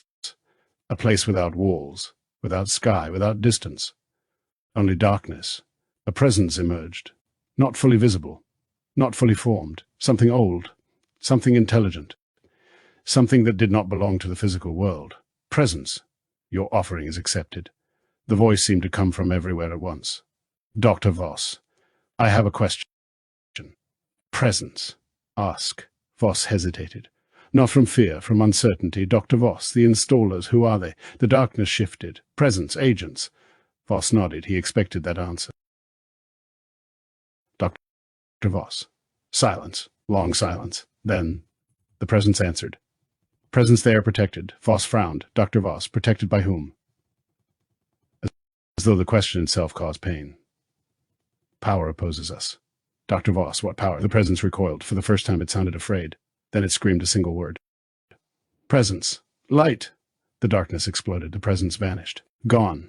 Voss found himself back inside the chamber, breathing heavily, sweat covering his face. The ritual was over. The answer incomplete, yet enough. Agents, protected, opposed, and somehow connected to the approaching light. Voss slowly stood. For the first time in years, Dr. Eric Voss felt fear. Not fear of failure, not fear of death, fear that Project Phoenix might finally be running out of time. He picked up a radio. Dr. Voss. Security. I need a cleanup crew and prepare a secure line. I have an important phone call to make. Far above the facility, the mysterious object continued approaching Earth. Closer than it had ever come before. And for the first time, someone on the other side had shown fear. Chapter 19 Livestream. The internet broke before breakfast. Not literally, but close. Every major social media platform struggled to keep up. Millions of people searched the same thing. The light, the photograph, object in the sky. The city. News stations tried controlling the narrative. Experts debated. Governments issued statements. NASA urged caution. Nobody listened. Because ordinary people had telescopes, and ordinary people had phones. By noon, live streams had appeared across every platform. Hundreds at first, then thousands, then tens of thousands. People pointed cameras toward the sky. Some streams were terrible, some were blurry. Some were obvious fakes. Yet others showed the same thing. A bright object, growing larger, growing brighter, and hidden inside. Something structured. A popular influencer stood in a backyard surrounded by camera equipment. 500,000 people watched live. Influencer. But that's definitely not a star. Guys. The chat exploded. Fake. Aliens. Show us the raw feed. End times. NASA's lying. The influencer laughed. Influencer. I don't even know what to believe anymore. Another live stream showed an amateur astronomer. Then another. Then another. Every continent, every language, every time zone. The world had become one giant observatory. Washington, D.C., the president watched a wall of monitors, hundreds of live streams, hundreds of independent observations, all showing the same thing. President, you can't suppress this, nobody disagreed. Analyst, once millions of people started seeing something themselves. No, sir. That option is gone. The president nodded. He already knew. The story belonged to the public. Meanwhile, Maya and Lena sat on a couch, watching the chaos unfold. Lena, we may have started something. Maya, you think? Both laughed nervously. A live stream appeared showing a family using a telescope, a grandfather, his daughter, his grandson. 3 generations staring at the sky together. Grandfather, never thought I'd see something like this. The grandson pointed upward. Grandson, do you think it's aliens? Grandfather, no idea. The chat exploded with heart emojis. Millions watched. For the first time in human history, the entire world shared the same mystery. Not a war, not a political argument, not a sports event. One question. What is that? Deep beneath CERN, Dr. Eric Voss watched the same live streams, the same broadcasts, the same public reaction. His jaw tightened. The machine wasn't ready. The countdown continued. The world was asking questions, and answers were becoming impossible to hide. For the first time in decades, Project Phoenix was losing control of the narrative. Outside CERN, a handful of protesters had arrived. Only a few, signs in hand. Questions on their faces, most people ignored them. For now. But every hour brought more live streams, more viewers, more speculation, more fear. And every new telescope pointed toward the sky produced the same result. Something was there. Something real. And no government on Earth could stop people from looking. As darkness fell across the planet, millions of cameras turned upward. Millions of viewers watched. Millions of conversations began. The age of secrecy had ended. The age of questions had begun. Chapter 20, the address. The world wanted answers. Unfortunately, nobody had any. For 48 hours, the mysterious object dominated every news cycle on Earth. Television stations, radio programs, social media feeds, astronomy forums. Everyone discussed the same thing. The object, the photograph, the structures hidden inside the light, and the question nobody could answer. What are we looking at? Inside the White House Situation Room, the president watched dozens of broadcasts simultaneously. Every network, every country, every language, different opinions, different theories, same questions. Agent Cole stood nearby. Father Matteo appeared on a secure monitor from the Vatican. Several NASA representatives occupied another screen. The atmosphere felt tense. Not panic, concern. Can we still deny it? The NASA director shook his head. NASA director, no sir. Too many people have seen it. Too many independent observations. Too many telescopes. The president nodded. He already knew the answer. The Vatican telescope had confirmed it. Now millions of citizens had confirmed it too. The object had moved close enough that ordinary people could observe it themselves. The secret was gone. President. Then we address it. A few hours later, the president stepped behind a podium. American flags stood behind him. Millions watched live. President, my fellow Americans, and citizens around the world. Over the past several days, many of you have seen images and reports concerning the unidentified object. Visible in the night sky, the room became silent. I want everyone to know that governments, observatories, and scientific organizations across the globe are actively monitoring the situation. Images of the object appeared on screens behind him. At this time, we continue gathering data. We continue analyzing observations. And we continue working with our international partners. A reporter immediately raised her hand. Reporter. Mr. President, are the viral images authentic? President. Those images are being evaluated by experts around the world. Reporter. Do you know what the object is? President. Not at this time. The answer disappointed everyone, yet it was the truth. President. What I can tell you is this. There is no evidence of any immediate danger. We are keeping our eyes on it, and we will continue sharing information as it becomes available. The address lasted less than 10 minutes. The message was simple. Stay calm. We are watching. We are investigating. Thousands of miles away, deep beneath CERN, Dr. Eric Voss watched the broadcast alone. The president's words echoed through the office. President, we are keeping our eyes on it. Voss switched the television off. The room fell silent. He stared at the image frozen on another monitor. The object, the viral photograph, the growing public attention. For years, Project Phoenix operated in secrecy. Now the entire world was looking upward. Questions were multiplying. Time was running short. A notification appeared on his screen, power deficiency report. Voss opened it immediately. The numbers remained unchanged. The machine still lacked the energy necessary for activation. The recently installed upgrades had helped. Not enough, Dr. Voss, damn it. He leaned back, thinking, calculating, searching for alternatives. There weren't any. Only one path remained. More parts, more power, more amplification. Voss opened a secure communications channel. One unavailable to ordinary project managers. One reserved for those who financed Project Phoenix. Several faces appeared. Powerful men and women. Investors. This will add months. Industrial leaders. People who understood what was truly at stake. Investor.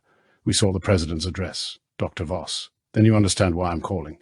The investors exchanged glances. Second investor. What do you need? Voss pulled up a new set of schematics. Additional energy amplifiers.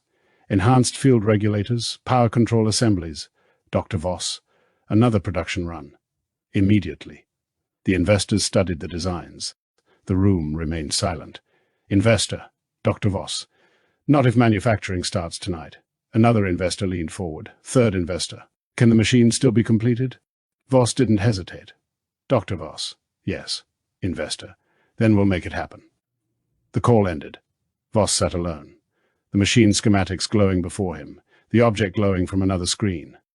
Two countdowns moving toward each other, neither willing to stop. For the first time in years, Dr. Eric Voss found himself wondering which would arrive first. The completion of Project Phoenix, or whatever was approaching Earth. Chapter 21 locked out. The morning began like every other morning. Agent Cole parked the service truck outside the CERN security gate. Coffee in hand. Installation paperwork on the dashboard. Another day, another shift. Another opportunity to get closer to the machine. At least that's what he expected. The gate didn't open. Cole frowned. The security guard stepped out of the booth. Two additional guards followed behind him. That immediately felt wrong. Security guard. Morning. Cole, morning. The guard looked down at a tablet, then back toward Cole. Security guard.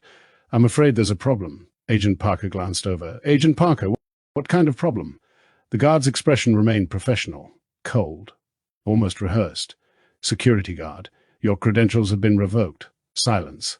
Cole. There must be some mistake. Security guard. There isn't. The second guard stepped closer. Security guard. You no longer have authorization to enter the facility. Cole felt his stomach sink. Months of work. Months of preparation. Gone. Just like that. Cole. We've been working here for months. The amplification project isn't finished. Security guard. Your services are no longer required. The answer came too quickly, too cleanly, too prepared. Agent Parker. Who made that decision? Security guard. Management. Cole already knew what that meant. Dr. Voss. Security guard. You need to leave the property immediately. Failure to comply will be considered trespassing. Nobody moved. For several seconds, the two agents stared at the gate, the facility, the machine. Everything they had spent months trying to stop. Now completely out of reach. Finally, Cole shifted into reverse. Cole, let's go. The truck slowly turned around. The gates remained closed behind them. Neither agent spoke for nearly 5 minutes. Finally, Parker broke the silence. Agent Parker, he figured it out. Cole. Yeah, Agent Parker. Now what? Cole picked up a secure phone. Cole. Now we tell headquarters. Washington, D.C., the emergency briefing started immediately. Analysts filled the room. Military intelligence, Vatican representatives. Agent Cole appeared on a secure video connection. Cole, we've been burned. Nobody looked surprised, only disappointed. Analyst. How bad? Cole, no access, no visibility, no leverage, nothing. Several people exchanged concerned looks. Analyst. Then Plan B. The room fell silent. Everyone knew what Plan B meant. Nobody wanted to use it. Cole, do we have anyone inside? An analyst pulled up personnel files. Several names appeared. Scientists, engineers, researchers. One profile remained highlighted. Analyst. There is one possibility, a female scientist, mid-level research division, no ties to management. No ties to Project Phoenix leadership, respected, credible. Cole. Can she be trusted? Analyst. We believe so. Get me a secure line. Several hours later, the scientist answered. Scientist. Hello, Cole? Listen carefully. You're not going to like what I'm about to tell you, and you're probably going to think I'm crazy. Silence. Scientist. Who is this? Cole. A government agent. Another silence. Longer this time, Cole. Don't hang up, please. Just listen. The scientist almost ended the call, then stopped. Scientist, you have 30 seconds. Cole. The object in the sky is real. The machine beneath your feet is real. And your bosses know exactly what they're doing.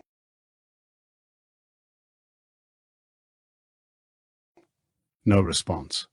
Cole. They're trying to send humanity back in time. 2,000 years. Before any of us were born. The scientist laughed nervously. Not because it was funny. Because it sounded insane. Scientist, you're serious. Cole, completely. The silence that followed felt endless. Cole, you know something's wrong there. You've seen things. You've seen accidents. You've seen things that don't make sense. Still silence. Then finally, scientist. How do you know that?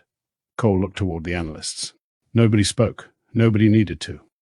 Because that single question was answer enough. Cole. Because we're trying to stop it. The scientist said nothing. Cole. If the public doesn't know the truth, nobody can stop them. Several more seconds passed. Then quietly. Scientist. What do you need me to do? For the first time all day. Cole smiled. Cole, tell the truth. The line went silent. The decision made. And somewhere beneath CERN, Dr. Eric Voss continued preparing the machine, completely unaware that the greatest threat to Project Phoenix was no longer outside the facility. It was already inside. Chapter 22, The Whistleblower. Every time she closed her eyes, she heard Agent Cole's voice. The woman barely slept. Tell the truth. Simple words. Simple advice. Yet the consequences could change the world, or destroy her life. Perhaps both. She sat alone inside her apartment, laptop open. Coffee untouched. The television played quietly in the background. Every channel discussed the same thing. The object, the photograph, the growing mystery in the sky. Nobody discussed CERN. Not yet. She looked toward the facility visible in the distance, the place she had dedicated years of her life to, the place she once believed represented humanity's greatest scientific achievement. Now she wasn't so sure. She remembered the accidents, the unexplained incidents, the missing reports, the meetings behind closed doors, the things nobody talked about, the things everyone pretended not to notice, and most of all, Dr. Voss, a brilliant man, a visionary, a genius, and lately, a man increasingly consumed by something. Something she didn't understand. The phone beside her vibrated. A secure message. We can guarantee protection. We can guarantee immunity. We cannot guarantee time. No signature, no sender, no explanation. She already knew who sent it. The decision had been made. The next morning, the world received another surprise. Breaking news. CERN scientist to make public statement. Within minutes, every major network carried the story. Nobody understood why. Not yet. The press room filled quickly. Journalists, cameras, reporters, scientists, curious citizens, everyone wanted answers. The woman stepped onto the stage, nervous, terrified, determined. The room became silent. Reporter. Can you state your name and position? I'm making this statement voluntarily. She did, then took a deep breath. Scientist. I have worked at CERN for several years. No one has forced me to do this. The room remained silent. Every camera focused on her. Scientist. What I'm about to say will sound unbelievable, but I believe the public deserves to hear it. The first reporters leaned forward. Scientist. There are projects occurring beneath CERN that extend far beyond public research. Murmurs spread through the room. Scientist. I believe senior leadership has been attempting to build something far different than what the public has been told. Reporter. What exactly are you saying? The scientist hesitated, only briefly. Scientist. They're attempting to build a machine capable of manipulating time. The room exploded. Questions flew from every direction. Reporters shouted over one another. Security struggled to maintain order. Reporter, a time machine. Reporter, are you serious? Reporter, do you have evidence? The scientist raised her voice. Scientist, please let me finish. The room slowly settled. Scientist, I cannot prove everything, but I can tell you what I have witnessed. Unexplained projects, restricted research, an obsession with countdowns, an obsession with timing, an obsession with a specific point in history approximately 2,000 years ago. The room became silent again. Scientist, and now, the object in the sky appears. She pointed image displayed on a monitor, the viral photograph. Scientist. Maybe it's a coincidence. Maybe it isn't. But I no longer believe those running the project consider it a coincidence. The silence became uncomfortable. Scientist deserves answers. The scientific community deserves answers. The world deserves answers. Then she stepped away from the podium. No dramatic ending, no final speech, no grand gesture, just truth, or at least the truth as she understood it. Within minutes, the footage spread around the world. Millions watched, then tens of millions, then hundreds of millions. News organizations interrupted programming. Debates erupted instantly. Scientists argued. Religious leaders reacted. Governments issued statements. Social media exploded. For the first time, the words CERN and time machine appeared in the same headline. Washington, D.C. Agent Cole watched the broadcast end. Nobody spoke. The room remained completely silent toward him. Agent Parker. There's no putting that genie back in the bottle. Cole. Nope. Agent Parker. What happens now? Cole stared at the screen, watching reactions appear from around the world. Cole. Now the world starts asking questions. Outside CERN, the first people arrived before sunset.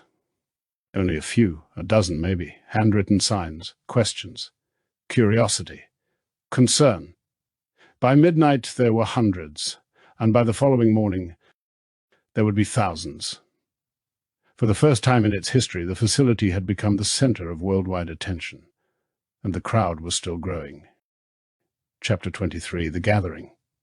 The first day looked manageable. The second day did not. By the third day, the world was watching. News helicopters circled above CERN. Satellite trucks lined nearby roads. International media outlets established temporary studios. Every hour brought new arrivals. Every day brought larger crowds.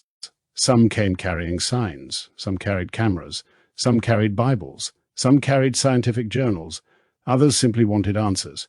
Nobody could agree on what was happening. Yet everyone agreed on one thing. Something was happening. The whistleblower's testimony continued spreading. New clips appeared every hour, short versions, long versions, translations, reaction videos, debates, podcasts, live streams. The words time machine and CERN now appeared together so often they almost sounded normal. Inside the facility, Dr. Eric Voss watched security reports. The crowds continued growing. Thousands now, not violent, not yet, just angry, concerned, demanding answers. Security Chief, additional fencing has been deployed. Dr. Voss, good. Security Chief, we're increasing personnel as well. Voss nodded, though he barely listened. His attention remained fixed on activation schedules, power requirements, construction progress, the machine, always the machine. Outside, a group of religious leaders gathered near the main gate. News cameras followed them immediately. Reporter, what brings you here today? Minister, questions, the same questions everyone else has. Reporter, do you believe CERN is building a time machine? Minister, I believe something has frightened the people running that facility, and frightened people make dangerous decisions. The clip spread across social media within minutes. Meanwhile, Agent Cole sat inside a temporary command center several miles away. Multiple screens showed live feeds from the protest area, crowd estimates, security movements, facility layouts, everything. Agent Parker entered carrying coffee. Agent Parker, you see this? Cole looked up. Cole, hard to miss. Agent Parker, half the planet's watching. Cole nodded. Cole, that's exactly why we still have a Chan filled the primary display. Underground tunnels, access routes, maintenance corridors, power stations, emergency exits. The machine occupied nearly 7 miles of underground infrastructure. Destroying it wouldn't be easy. Agent Parker, let's say we get inside. Cole. Okay. Agent Parker. Then what? Cole studied the map. Cole. Then we make sure it never activates. Silence. Agent Parker. You know what that means. Cole. Yeah. The answer sat unspoken between them. Explosives, not sabotage, not delays, not faulty parts. Permanent destruction. The room remained quiet. Nobody wanted to be the first person to say it out loud. Agent Parker, we've crossed that line, haven't we? Cole continued staring at the facility map. Cole. The moment we lost access. The words hung heavily in the room because they were true. Months earlier they had options, investigations, delays, infiltration, observation. Those options were gone. Now there was only one objective: prevent activation at any cost. Another analyst entered carrying updated reports. Analyst.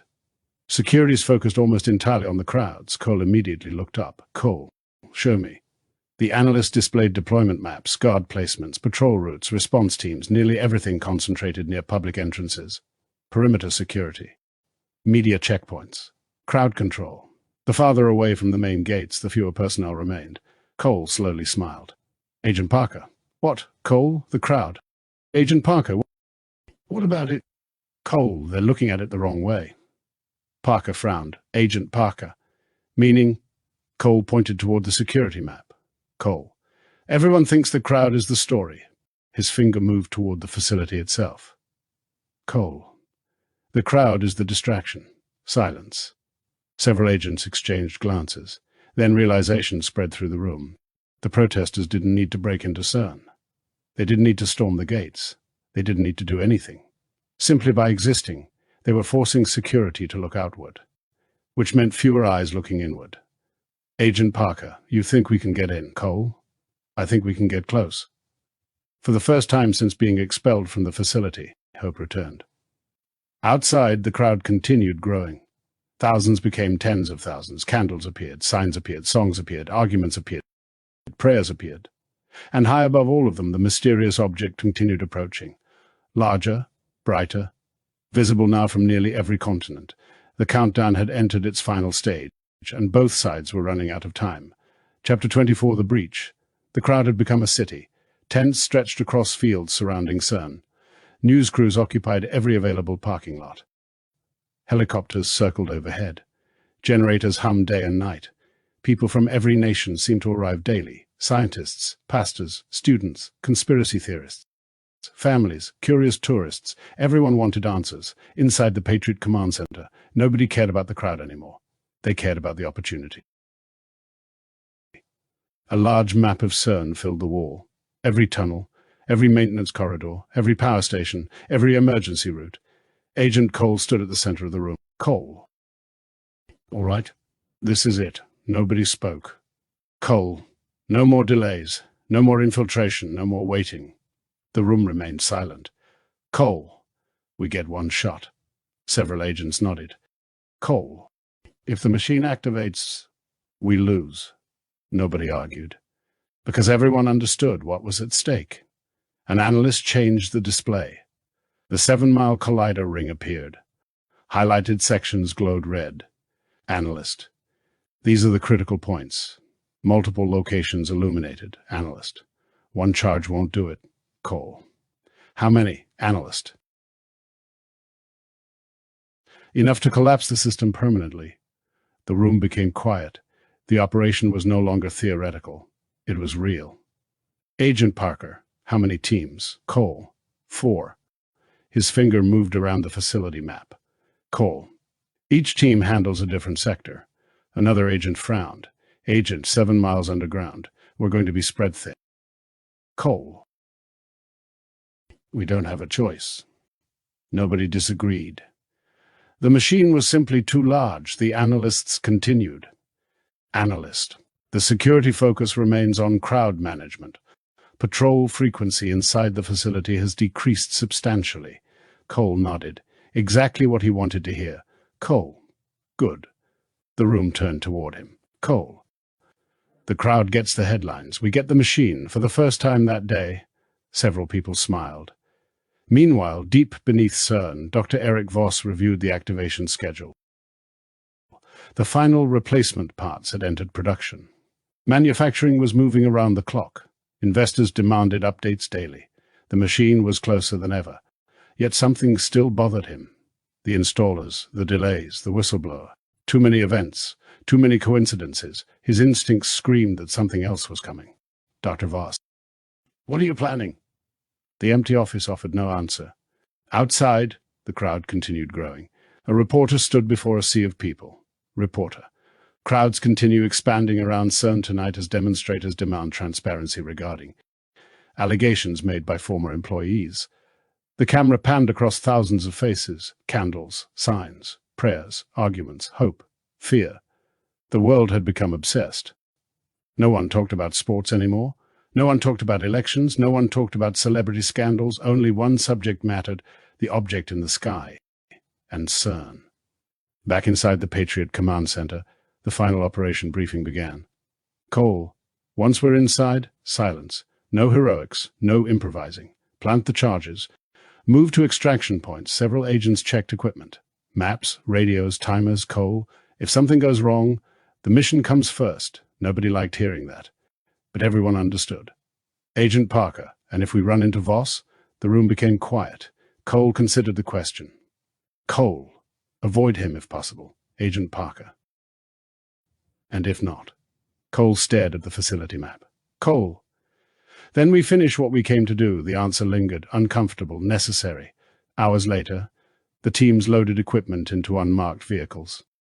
No speeches, no dramatic farewells, no promises. Just professionals preparing for a mission. The crowd outside CERN continued chanting. The media continued broadcasting. The world continued watching. None of them realized that while their eyes remained fixed on the gates, a different operation was already moving through the shadows. And somewhere beneath the earth, the machine waited, only days away from activation, only days away from either success or destruction. Chapter 25, Ghosts in the Machine.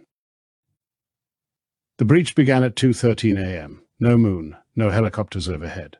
Most news crews had finally gone to sleep. Even protests had quieted. Thousands remained outside CERN. But far fewer remained awake. That was exactly what Agent Cole wanted. 4 teams moved simultaneously. Different routes, different entry points, different objectives. One mission: destroy the machine. The outer maintenance fence proved easier than expected. Security resources remained concentrated near the public entrances.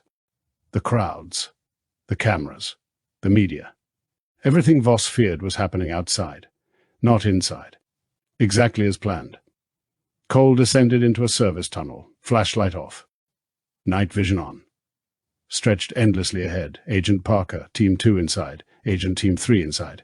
Agent Team 4 smiled. Cole. The teams disappeared into the facility, ghosts moving through a machine built to rewrite history. Deep beneath CERN, the collider hummed softly. Miles of magnets, miles of tunnels, miles of engineering, all waiting for activation. One by one, the charges were placed.